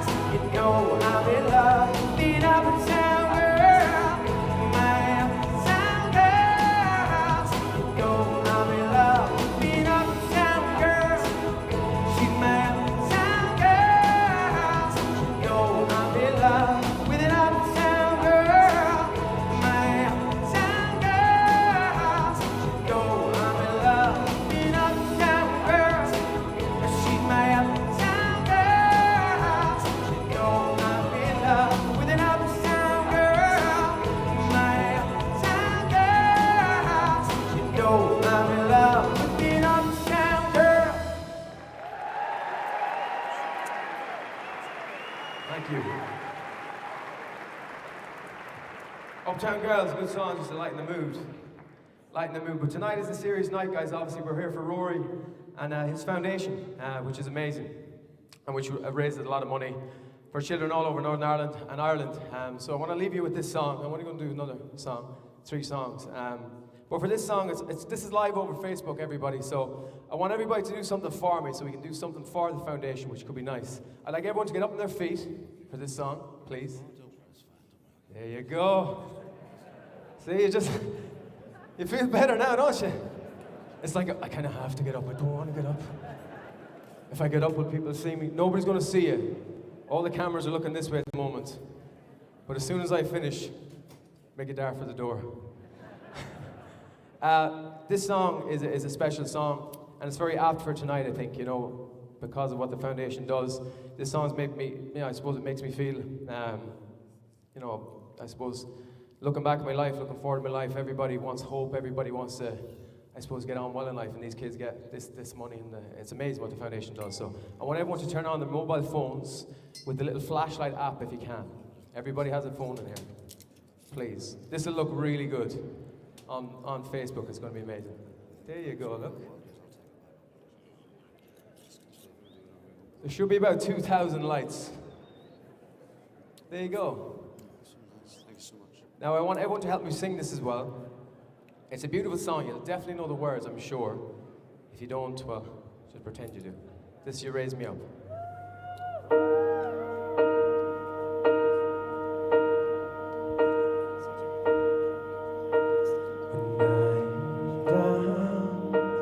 And oh, my soul so weary. When troubles come and my heart burdened be, then I am still and wait here in the silence until you come and sit a while with me. You raise me up so I can stand on mountains. You raise me up to walk on stormy seas. I am strong when I am on your shoulders. You raise me up to more than I can be. Belfast, it looks amazing.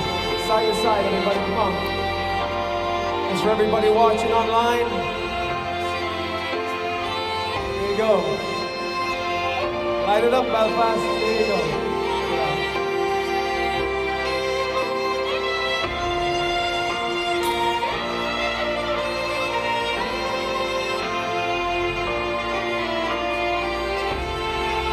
I want everybody to sing with me, all right? Including the guys. Here we go. You raise me up so I can stand on mountains. You raise me up to walk on stormy seas. You sing, Belfast. Don't be shy.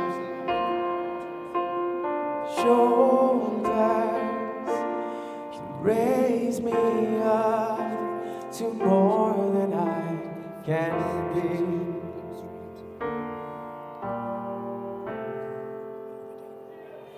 You raise me up so I can stand on mountains. You raise me up to walk on stormy seas. I am strong when I am on your shoulders. You raise me up to more than I can be. One more time. You raise me up so I can stand on mountains. You raise me up to walk on stormy seas. I am strong when I am on your shoulder. Raise me up to more than I can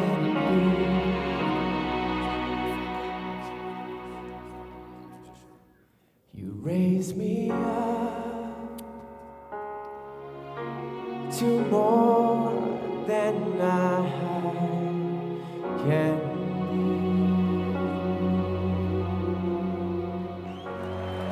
Thank you. Thank you very much. Everyone have a great night.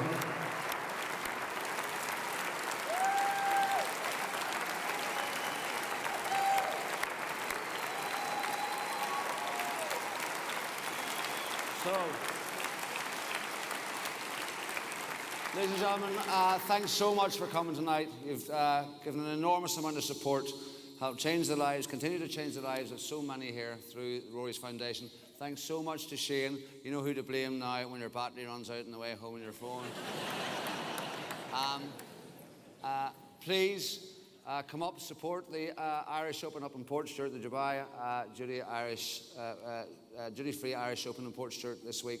Thanks once again, but please a final thank you to our two guests tonight, Pep Guardiola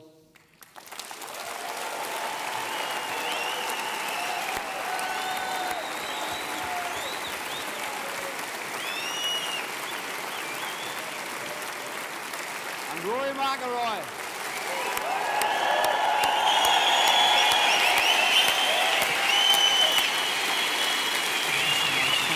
Thank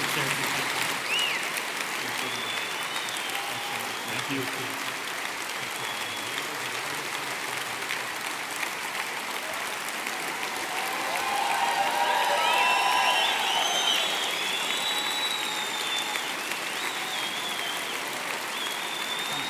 Great,